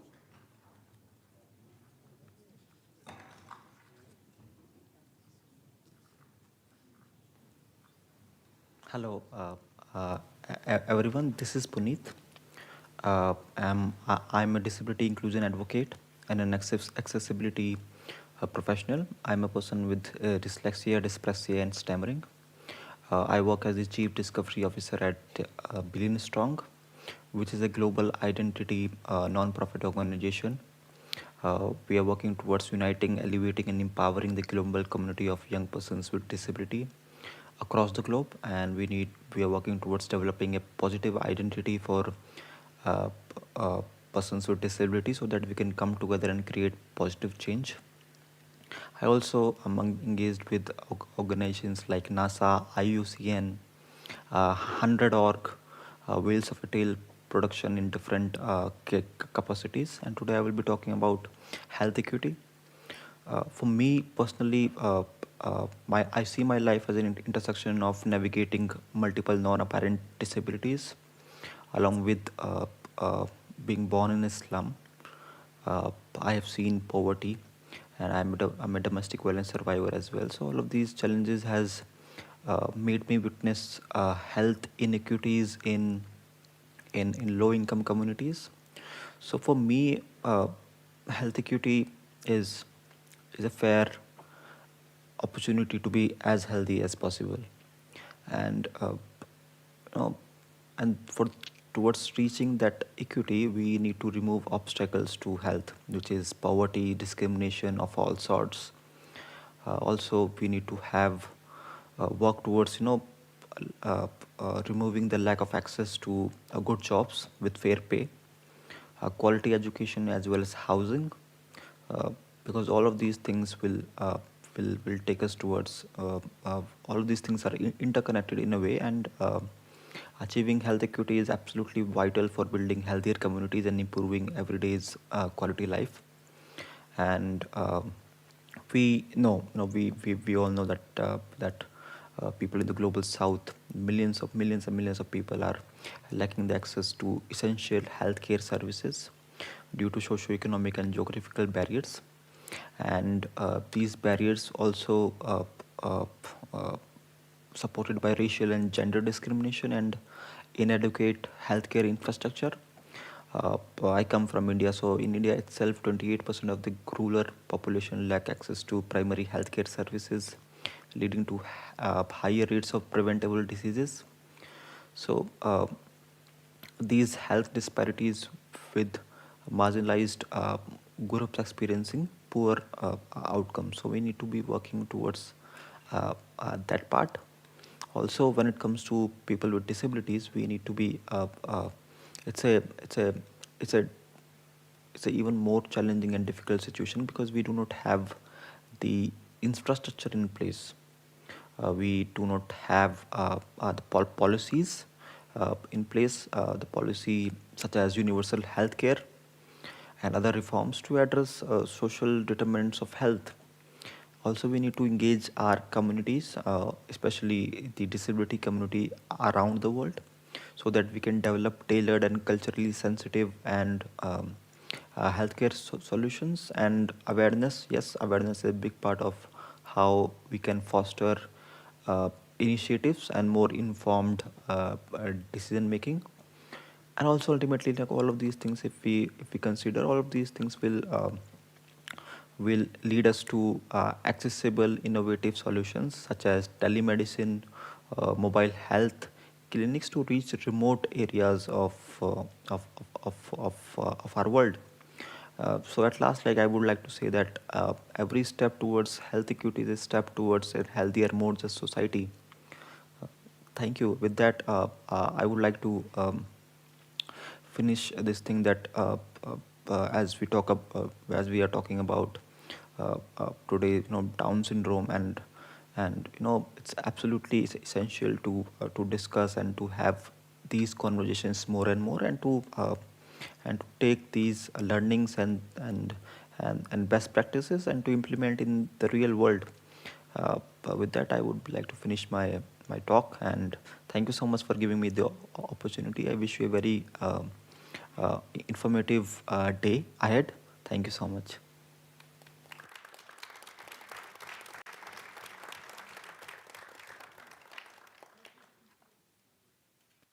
Thank you, Puneet. Rick Radar will be talking about how to educate medical professionals to work with people with Down syndrome and intellectual disabilities. Thank you, David. My name is Dr. Rick Rader, and I am a physician. Since there are 13 million physicians in the world, that in itself does not make me either rare or special. What does make me somewhat of a rarity is that for 30 years, I have dedicated my career to the care, support, and treatment of individuals with Down syndrome and other developmental disabilities. Those of us who have had both the opportunity and privilege to align ourselves with underserved patients are undoubtedly few and far between. It is well documented that people with disabilities do not receive the comprehensive health care, including oral health care, that they both need and deserve. This results in a shorter lifespan, more hospitalizations, increased untreated comorbidities, and a decreased opportunity for independence and self-determination. While there are numerous reasons for the health disparities in the disability community, I want to address the one outstanding criteria that is both long-standing and neglected: medical education. There are 1.4 million medical students in the world attending 3,800 medical schools in 180 countries. Training to become a doctor, depending on the country and specialty, can take from 8 years to 15 years of intense education. It represents thousands of hours of classroom, laboratory, and clinical training. We encounter hundreds of patients in clinics. There is a reality, a harsh reality, that under the present educational standards in medical school, you can become a physician, a fellowship-trained physician, a board-certified specialist, a professor, a consultant, an attending, a chairman of the department, the editor of the most prestigious medical journal, and even the dean of a medical school without ever meeting, communicating, or treating a patient with Down syndrome or any patient with a physical, intellectual, or behavioral disability. Medical students don't have the occasion, the opportunity, or the privilege to greet, meet, interact, communicate, understand, or care for a patient with Down syndrome and other disabilities. We don't give medical students the opportunity to interact, engage, converse, or listen, which has been the only way for students to learn about advocacy, empathy, and connectivity, the things that are essential for a positive patient-provider relationship, and that applies to all patients with and without disabilities. There is currently, for the most part, no formal, required, compulsory, or mandated curriculum to put students and patients with disabilities in a space that is as close as the length of the rubber hose of the stethoscope. The voices of medical education might argue, quote, there is no time to add any additional courses, class time, or clinics, especially for these specific small patient populations. And to that I would say that's short-sighted, because beyond the responsibility to ensure that individuals with Down syndrome and other disorders deserve collaborative and comprehensive care across the lifespan, the skills, experience, and confidence that students acquire from treating patients with special needs transfer to every patient, every family, and every community. In so many ways, patients with Down syndrome have become our faculty, our mentors, and our instructors. I'm selfish. It is these students who have learned to care, have learned to communicate, and learned to listen that when my time has come, when I am a patient, one of them will hopefully care for me. I therefore propose that every medical student at every medical school in the world be required to meet and treat individuals with Down syndrome and other conditions. They need to evolve from being sympathetic to being empathetic, from being technocratic to being humanistic, from processing patients to embracing patients, all while applying the latest medical advances and breakthroughs. The question arises, how many patients does a physician see in their lifetime? Mathematically, the number is close to 60,000 patient visits, but given that 30% would be repeated, I would say the number is close to 40,000. The accomplished physician should appreciate that all people, when they become a patient, are vulnerable. They have fears, anxieties, and uncertainties, and we, need compassion, reassurance, and counseling from our physicians, whether we have extra chromosomes or are simply aging or have an illness or life-changing injury. So having disability-competent clinicians is not a selfish proposal aimed at a small number of beneficiaries. We all win, and how many times can you boast that about an outcome? In medicine, we have what we call pearls. These are nuggets of wisdom based on our experience, skills, and outcomes, and we try at every opportunity to impart them to our medical students. So I want to conclude by sharing some of them in the hopes that medical educators will be diligent in ensuring they become part of the hoped-for required curriculum. 1, learn to be an advocate and be one. Advocacy does not have to take place in a politician's office or in front of a committee. It can take place quietly and just between you and the patient that will benefit from your kindness and efforts. Examine your own personal bias about negative attitudes regarding disabilities. Beware of the soft bigotry of low expectations. Don't be one of the more than 80% of surveyed physicians who think that people with significant disabilities have worse quality of life than non-disabled people. Don't fall prey to diagnostic overshadowing, where the physician attributes all signs and symptoms to the syndrome.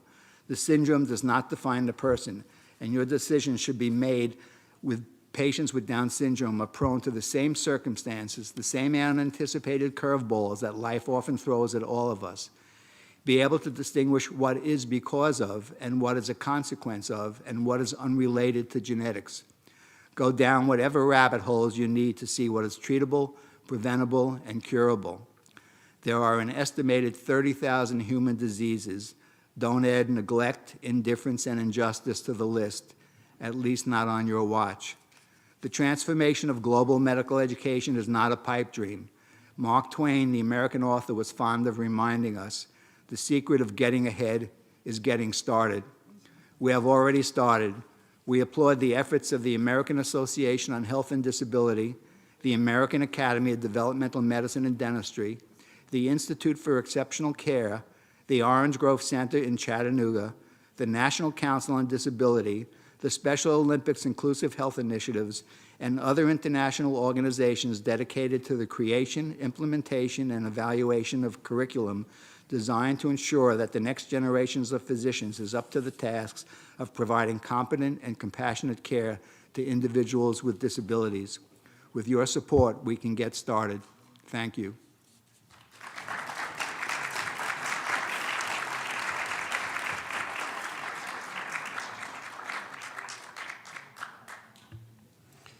Thank you, Rick Radar. By video, Adrian will tell us why health equity is important for everyone. Bonjour à tous, je m'appelle Adrien Lecointe, j'ai 28 ans, j'habite dans le nord de la France. J'ai été à l'école en milieu ordinaire. J'ai fait des séminaires pour apprendre à parler en public. Je suis un auto-représentant. J'ai un diplôme de la formation DESMA pour faire des cours en duo. Je suis un formateur occasionnel. Je fais des présentations aux étudiants en médico-social pour parler de la trisomie. Je veux expliquer ce que l'on sait faire. Je veux expliquer aussi pourquoi c'est difficile. Je fais partie du groupe Ma Santé, ça me regarde. C'est un projet pour parler de la santé et du handicap. Je veux participer parce que la santé, c'est important. Je peux parler de la trisomie. Je veux aider les autres. Dire qu'il faut prendre soin de sa santé et aller chez le docteur. Quand je vais chez le docteur, je veux parler de moi-même. J'ai besoin d'aide. Mais je ne veux pas que l'on parle toujours à ma place. Quand je vais chez le docteur, je veux qu'il m'explique.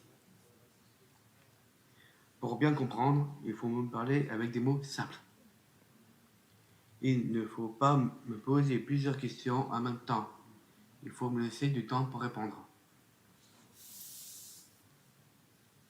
Pour préparer mes rendez-vous, j'enquête sur le site Santé BD. Il y a des fiches en facile à lire et à comprendre. Il y a des images et des mots simples pour comprendre et expliquer la santé. Pour m'aider, j'ai aussi un compte sur mon espace santé. Je peux mettre mes documents de santé. Je peux trouver les docteurs qui suivent ma santé. Et sur le site, souvent, on demande de valider les conditions d'utilisation. Il n'y a pas de facile à lire et comprendre. Alors c'est très compliqué. Il faudrait expliquer ce qui change pour ne pas tout relire à chaque fois. Sinon, ce n'est pas accessible pour nous tous. Nous voulons être en bonne santé. Nous avons les mêmes droits santé que tout le monde. Il faut nous aider, mais ne pas faire à notre place. Il faut nous expliquer et nous écouter.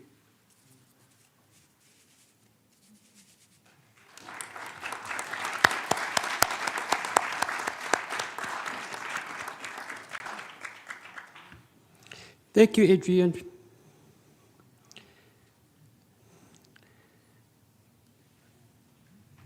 Naomi Lake will be talking about some amazing work on health equity happening in Australia.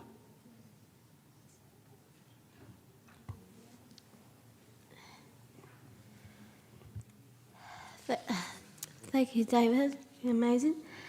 And hi. Oh, okay. Right. Wait 1 second, then. We're just trying to get it up on the screen. This is still on.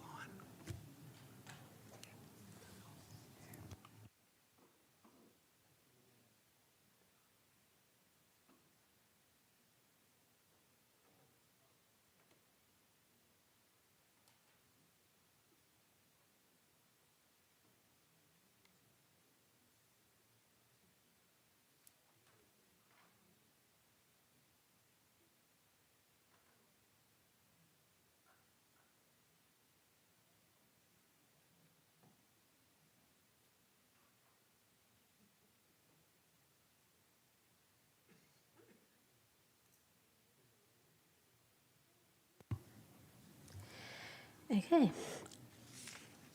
One of my favorite quotes is from Piglet in Winnie the Pooh stories. He said, "Things that make me different are the things that make me, me." My name is Naomi. I was born in England. I live in Western Australia, which is a lot warmer than New York. I am an author, and I have written 4 books and a play. I am proud to be a health ambassador for the Down Syndrome Australia.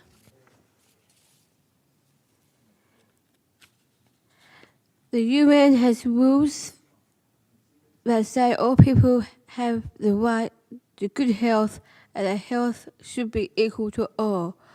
More rights for people with intellectual disability does not mean less rights for the general population.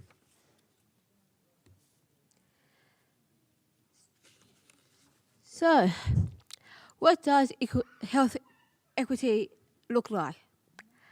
Well, I tell you. Health equity means that everyone has the same opportunity to receive the same quality of health care. In 2020, Down Syndrome Australia surveyed people with Down syndrome, and this is what they said they want health professionals to do. Accept, respect, and treat us as individuals. Speak to us, not our parent or carer. Develop a sense of trust with us. Speak slowly. Use plain language. Use language that I can understand. Check I understand. Give me time to respond. Draw or show pictures if necessary. Make reasonable adjustments. In Australia, this is what I am part help to improve health equity. National Roadmap Implementation Governance Group, RIG, Centre of Excellence, the Down Syndrome Australia Health Ambassador Program.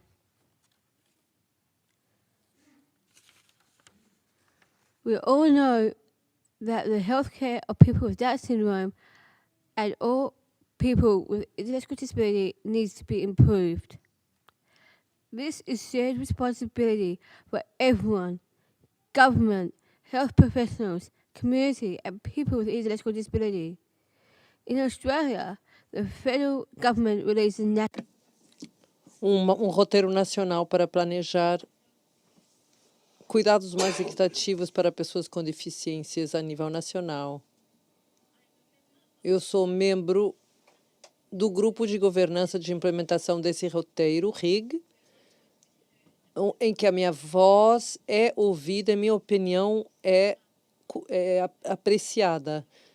Eu procuro melhores formas para os profissionais de cuidado de saúde aplicarem às pessoas com deficiência. Um dos principais projetos em que estamos trabalhando é o desenvolvimento de in Sydney last October. The Centre of Excellence will help people with intellectual disability have better health and receive better health services. The Centre is a hub for research, education and training. I'd like to be a part of the WIG as a voice for others who cannot speak up for themselves. I am proud to be a health ambassador for Down Syndrome Australia. Through my role as a health ambassador, I have learnt more about health equity and the appalling statistics of health outcomes for people with Down syndrome. The Health Ambassador Program delivers on many key elements of the National Roadmap. My fellow ambassadors and I deliver presentations to health professionals about Down syndrome and inclusive communication. We educate at universities, conferences, workshops, forums and other events all over Australia. We are making change towards health equity. This is the experience I share with health professionals to help them understand about making reasonable adjustments and inclusion. Recently, I had a tooth extracted from the roof of my mouth. This was very scary for me. We had to go to the city, which is 5 hours from my home. It was first time in hospital for me. It was first time for surgery. When we arrived at the hospital, the receptionist asked Mum to fill out the form about me. She didn't speak to me, even though Mum gave me the form to complete. I was unhappy about being ignored and not included. It made me feel more anxious. I was very nervous about what was going to happen. When the nurse called me to go to the theatre, I asked if Dad could walk with me to help me stay calm. I tried to explain how I was feeling, but she didn't have any empathy or understanding and just said no, Dad couldn't come. She said that she had lots of patients with Down syndrome, so I would be fine.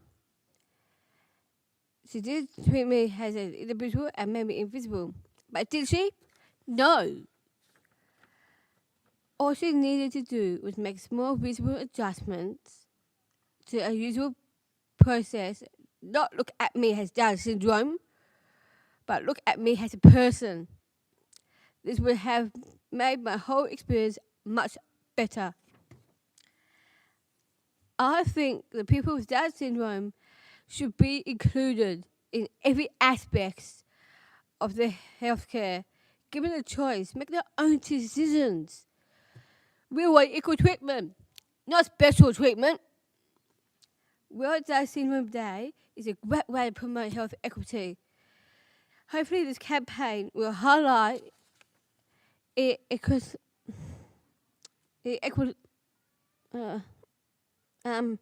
highlight the inequity in health for people with Down syndrome and change attitudes. Thank you.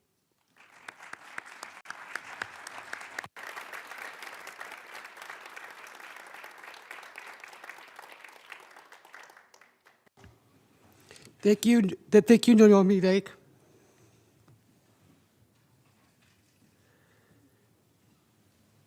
Melissa Cannell will tell us about changes in the South African healthcare system and how it could make it more equitable for people with Down syndrome.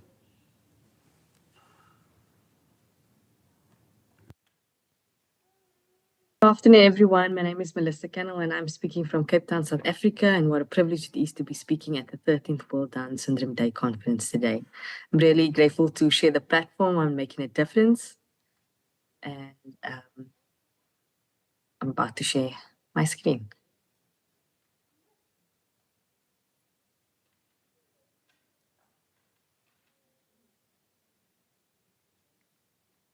My topic is on the systemic changes the healthcare system needs to prioritize children and families of children with Down syndrome in South Africa. Health equity, to me, we cannot speak health equity without speaking about the marginalized. So many questions have run through my mind in the last few years since we received the post-diagnosis of our son, Mateo, who just turned 2, who has trisomy 21.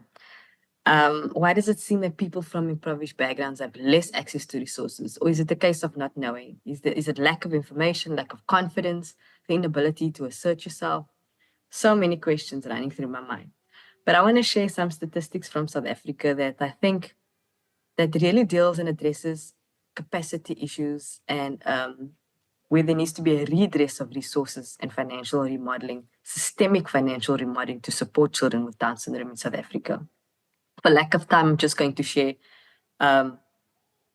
2 points on the slide.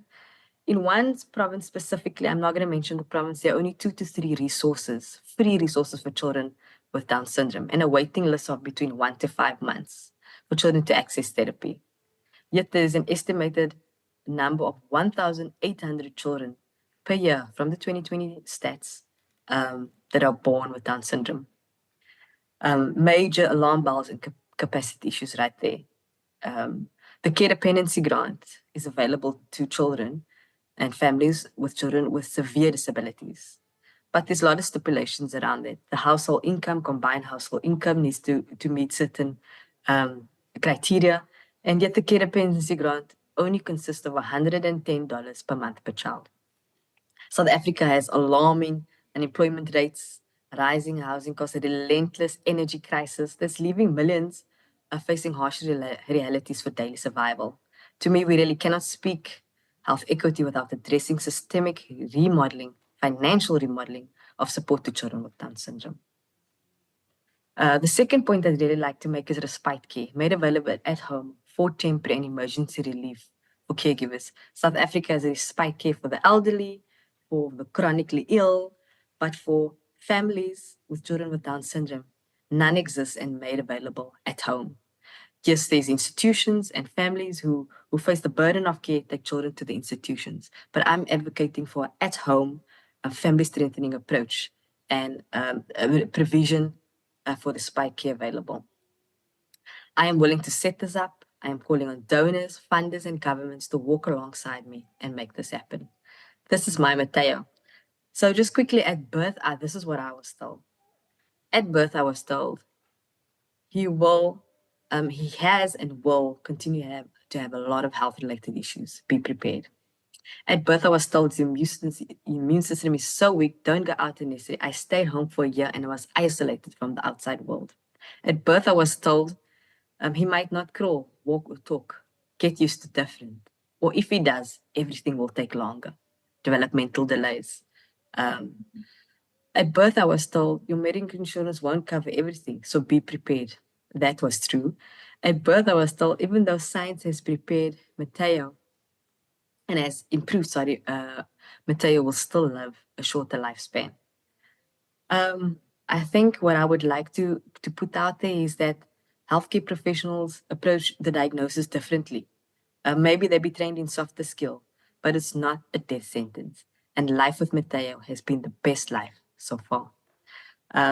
In short and closing, I would like to say that with free and affordable resources, Let's make sure that it's high quality, multidisciplinary healthcare teams. That just because it's free doesn't mean that the quality of service need to be neglected. And that's all from me. Thanks for listening. I'm a mom advocate. Keep in touch.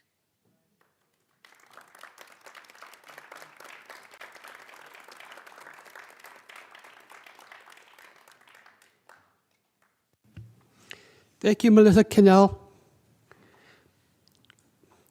Now let's give a round of applause to all the speakers today.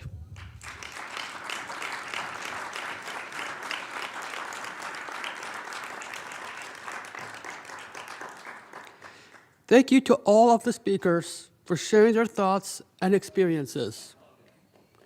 That brings us to the end of the sessions talking about health equity. Thanks to everyone who has watched in the audience or from the live stream. In the last session, we will be celebrating the World Down Syndrome awardees and hear their remarks. Thank you to all of you.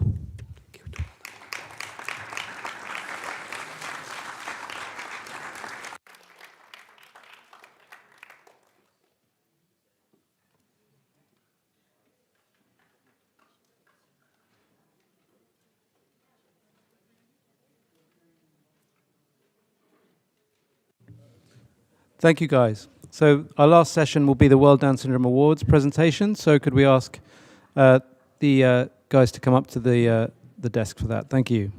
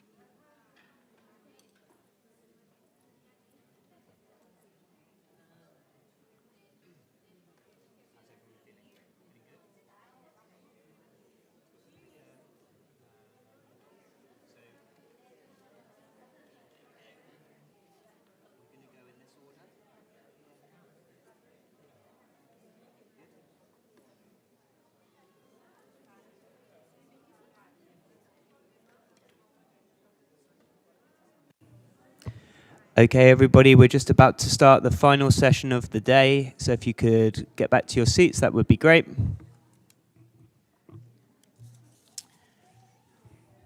So welcome, everybody. This is the final session of 2 days. It's been a wonderful 2 days, and we've had some amazing speakers, some fantastic presentations, and some brilliant conversations. We're going to end the conference celebrating the World Down Syndrome Awards.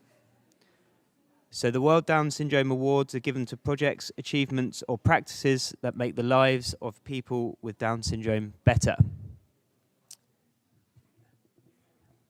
If you are leaving, can you please keep your voices down so that we can hear from the awardees? The awards committee wants to celebrate projects, achievements, and practices that are in line with these 2 principles. People with Down syndrome should be included equally in all parts of community life and have the same opportunities as everyone else. People with Down syndrome have the same rights as everyone else, as described in the United Nations Convention on the Rights of Persons with Disabilities. So over 200 people were nominated for awards. And we would like to begin by congratulating all of the nominees and thank everyone who put in a submission. We'll be doing them again soon, and we'll look forward to seeing more applications next year. There are 2 organisations who could not make today, so I just want to give them a mention. First of all, we have the Down Syndrome Advisory Network from Australia. So they are a group of people with Down syndrome that advises the Down Syndrome Australia organisation. So a round of applause for them.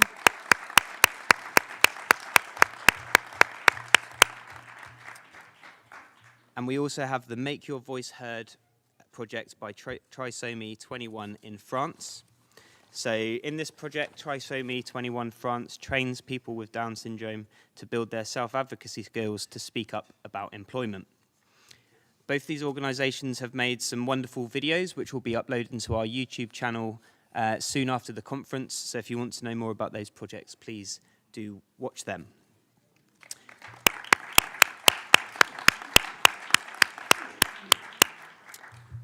So we're going to hear from the 3 other awardees to finish off the conference.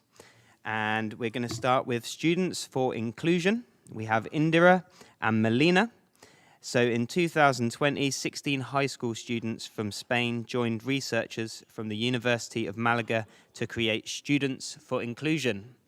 And we're going to hear about that project now. I'm going to pass to you. You ready?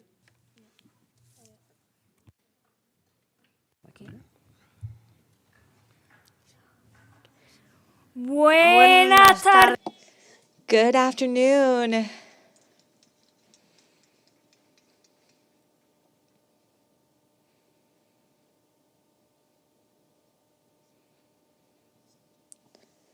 My name is Indira Martinez, and I am Melena Calderon Caldo. We are very happy, incredibly happy to be here with our colleagues.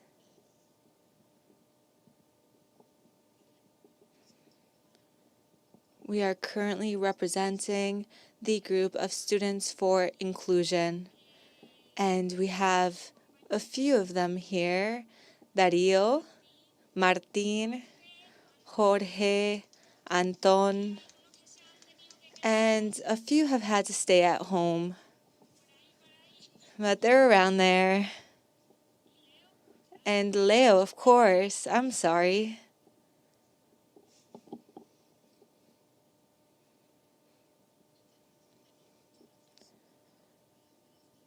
We would like to thank our families as well. Thank you for being with us today and always. We would like to thank Down Syndrome International for recognizing the work that we have been carrying out. We've been working on this since 2020. And for our group, it is truly an honor to be recognized here at the United Nations in New York. We want all schools across the world to be inclusive. We want to share together and learn together so that never does someone have to feel alone. Unfortunately, in our country and in many countries, a lot of young people suffer at school. This is unfair and it's a crime. It's something that's illegal. So we have learned that rights need to be defended, and that is what we are doing.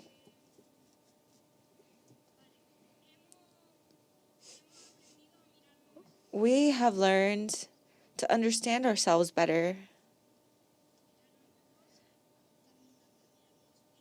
We have learned to be looked at as well, because sometimes we're not looked at. Sometimes people don't look at us and make eye contact. And this has all been through online meetings. That we had online meetings during a whole year. During this time, we were talking about our experiences at school.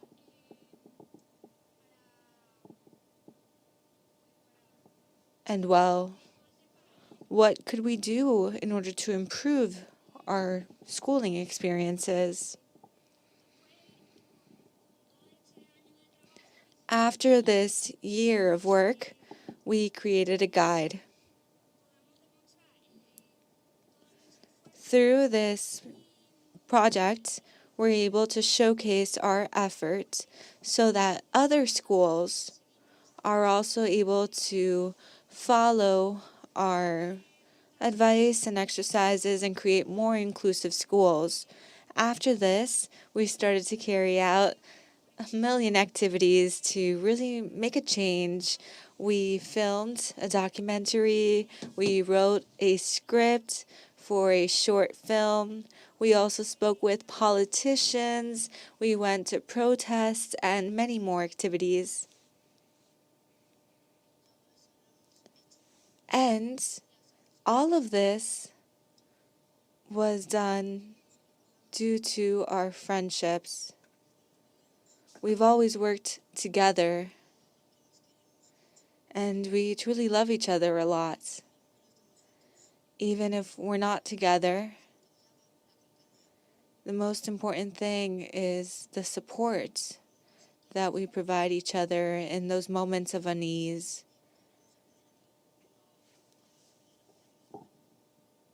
We can't learn to not support each other. We need to support each other.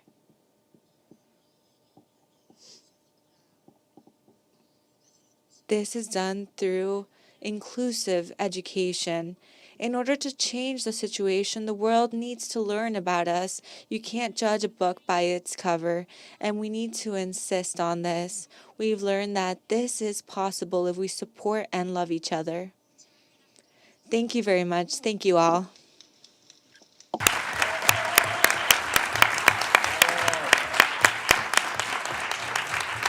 So a big thank you to Indira and Melina. We now have an award which we would like to present to you. So this is for Students of Inclusion. There you are. Thank you so much. Over to you. Ten cuidado. Levántate, levántate. Espera.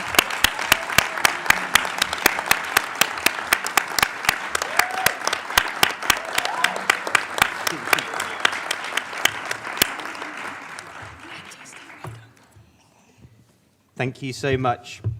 So next up, we have the Canadian Down Syndrome Society, who are here receiving an award for Employable.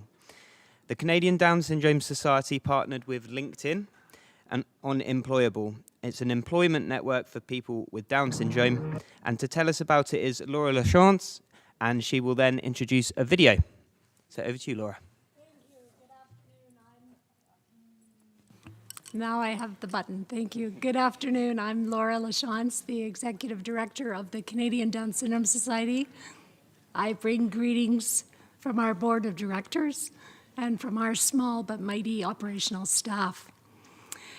This video, as Robin said, was created in partnership with LinkedIn and our awareness agency of record, FCB Canada, their Toronto office. And we wanted to create a change in the disability employment space in Canada. I'd like you to watch the video, and then I'll wrap up. What's up with that? I want to work. Me too, but traditional ways of hiring don't work for people like me. My resume is overlooked. It's not worth paper printed on. There is a whole untapped workforce, and employers aren't even aware that it exists. Until now. Employable, the world's first employment network on LinkedIn for people with Down syndrome.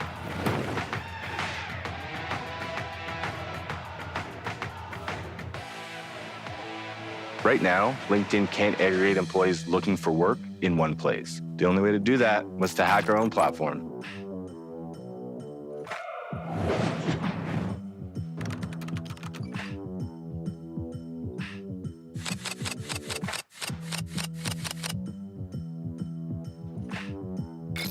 I'm loyal, super organized. I'll show up on time.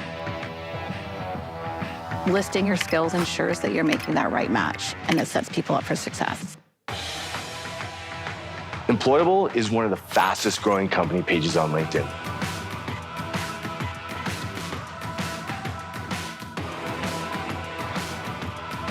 You can find me, and me, on Employable Network.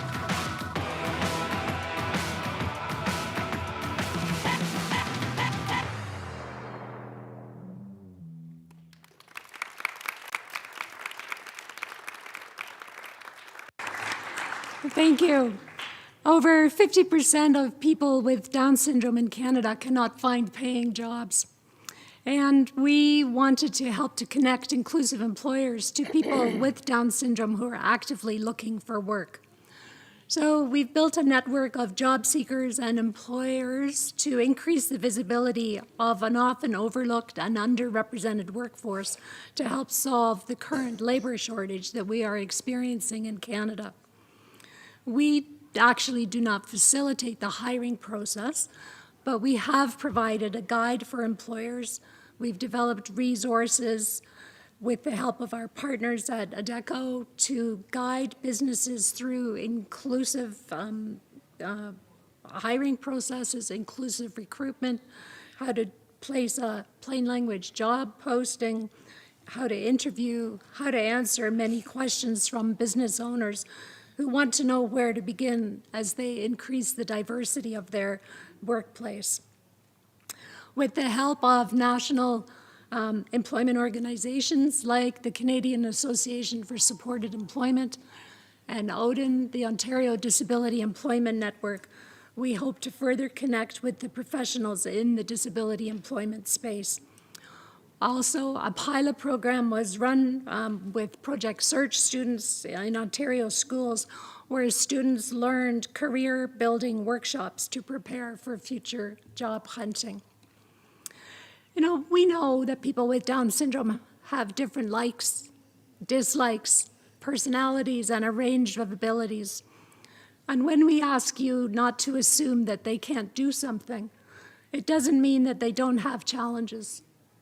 But each of us has value and place in the community, no matter our abilities. And we're very grateful and very proud to receive this recognition from Down Syndrome International.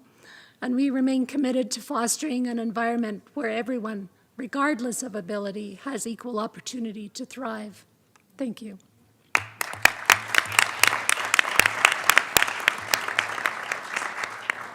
So a big thank you to Laura for coming to receive the award, and another massive round of applause for Employable. And here we are, Laura. You're very welcome.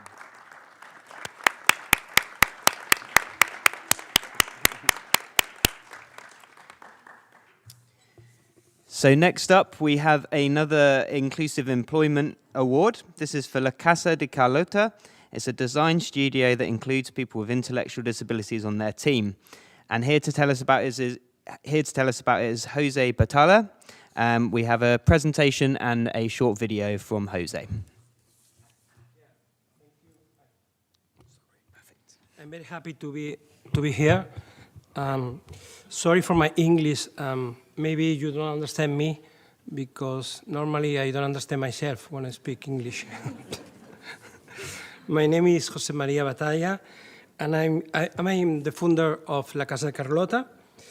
And I stay here with Nelson Correa, comes from Casa Carlota, Medellin. I come from Spain. What is Casa Carlota? Casa Carlota is the first design studio which includes in their team creative with intellectual disabilities.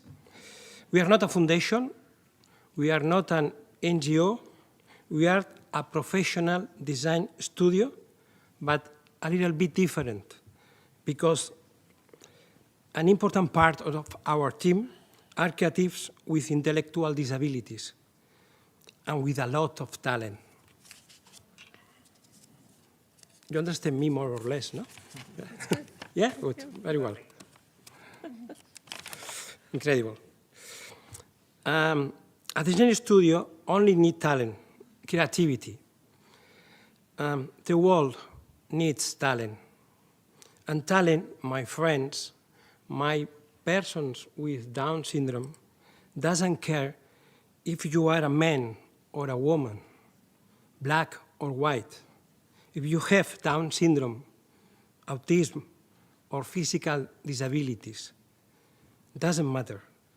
What matters, what really matters, is what each person can do to make companies and the world better. As Bob Dylan said, times are changing, and now is the time to destroy outdated prejudices, myths, and stigmas.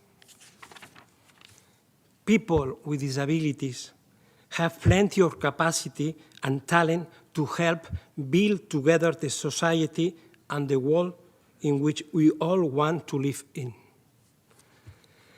Friends with syndrome and the Down, families, get up, stand up for your rights. And like my English is very bad, I want to show a video where you can see my extraordinary team and how I think that companies and the world should be like. Enjoy La Casa Carlota, enjoy happiness, and be very happy all the time. Casa Carlota.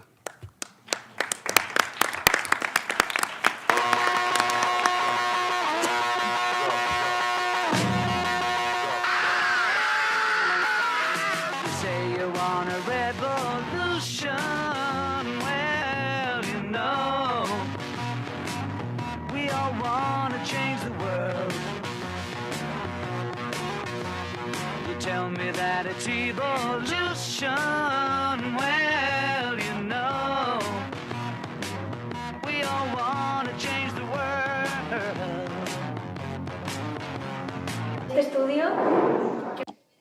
In this study, I discovered myself as a designer at the studio. Don't you know that you can count me out? Don't you know it's gonna be all right? All right. All right. Todos venimos del mundo creativo y de la... We all come from the creative industry, the industry of ideas, and we wanted to see what would happen if, as part of a traditional creative team with artists, with people from around the world, we also had people that were as different as possible to what we usually find on a design team. People with Down syndrome and people with autism, and we tried it out. And obviously, they are different. They were born with Down syndrome, but we are all different in one way or another. And the difference that they contribute is something that we can't have because we aren't born with Down syndrome or with autism. that versatility, that way of doing things, that way of seeing the world, drawing, thinking, and creating things has given us such an amazing number of ideas. They're fun, quirky, and revolutionary in their way of working. And all of this works. It really works. It's fantastic, exciting, and it's so much fun. We want it to be surreal. Well, a tennis ball can be a head, for example.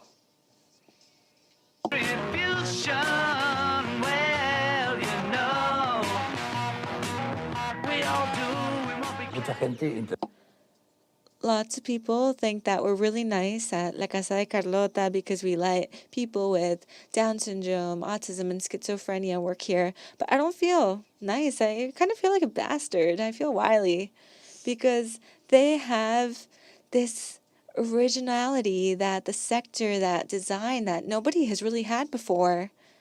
It's not that they also know how to do things, but they do them differently.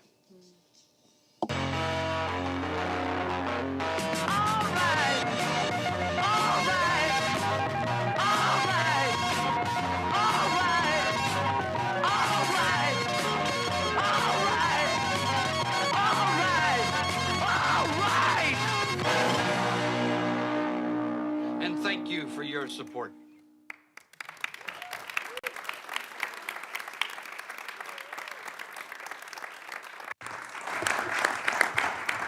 So thank you so much, Jose, for coming to receive this award for La Casa de la Cota.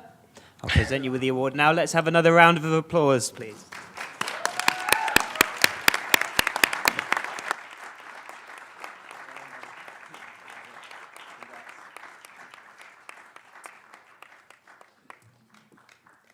So I'd just like to remind you that we did have two other awardees. That's the Down Syndrome Advisory Network and the Make Your Voice Heard Trisomy 21 France projects. As I said, they'll be up on our YouTube channel. We'd love to play the videos now, but unfortunately we are out of time.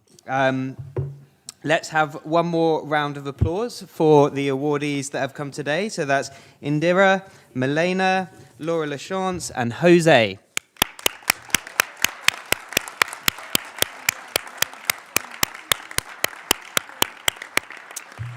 And with that, I'm going to pass to my colleague Jessamy, who is going to close the event for us. Great, thank you. Hi, my name is Jessamy Tang, and I'm a board trustee for Down Syndrome International. We have come to the end of this two-day conference, and we'd really appreciate your feedback of this conference, which you can provide through the QR code on the screen. So we've heard a lot about health equity around the world, and we are still far away from achieving health equity. People with disabilities cannot access basic healthcare services in so many countries, and healthcare services are often poor quality and do not meet the needs of people with disabilities. Information about healthcare is often not provided in a form that anyone can understand, and healthcare workers do not always communicate with people in ways they understand. And many people with disabilities just cannot afford the cost of health care. But there is hope. As we have heard, there is a lot happening to make health care better for people with disabilities. And by speaking up together, we can make health care fairer and achieve health care for people with disabilities around the world. In partnership with Humanity and Inclusion, the Down Syndrome International Network has launched our campaign pushing for health equity for people with disabilities. You will be receiving information by email, or you can visit our website or Facebook page to participate in this global consultation. So we hope that you'll get involved and have your say in the survey and focus groups. And now I'd like to say a big thank you to all the award winners and to all the fantastic speakers and panelists and moderators we've had over the past 2 days. And we also very much appreciate everyone who has joined us here today and yesterday and on the line. And lastly, Down Syndrome International is extremely grateful to our event co-sponsors, the permanent missions of Australia, Brazil, Japan, and Poland to the United Nations in New York. and Humanity and Inclusion, and International Disability Alliance. So thank you all, and we hope that you have safe travels home.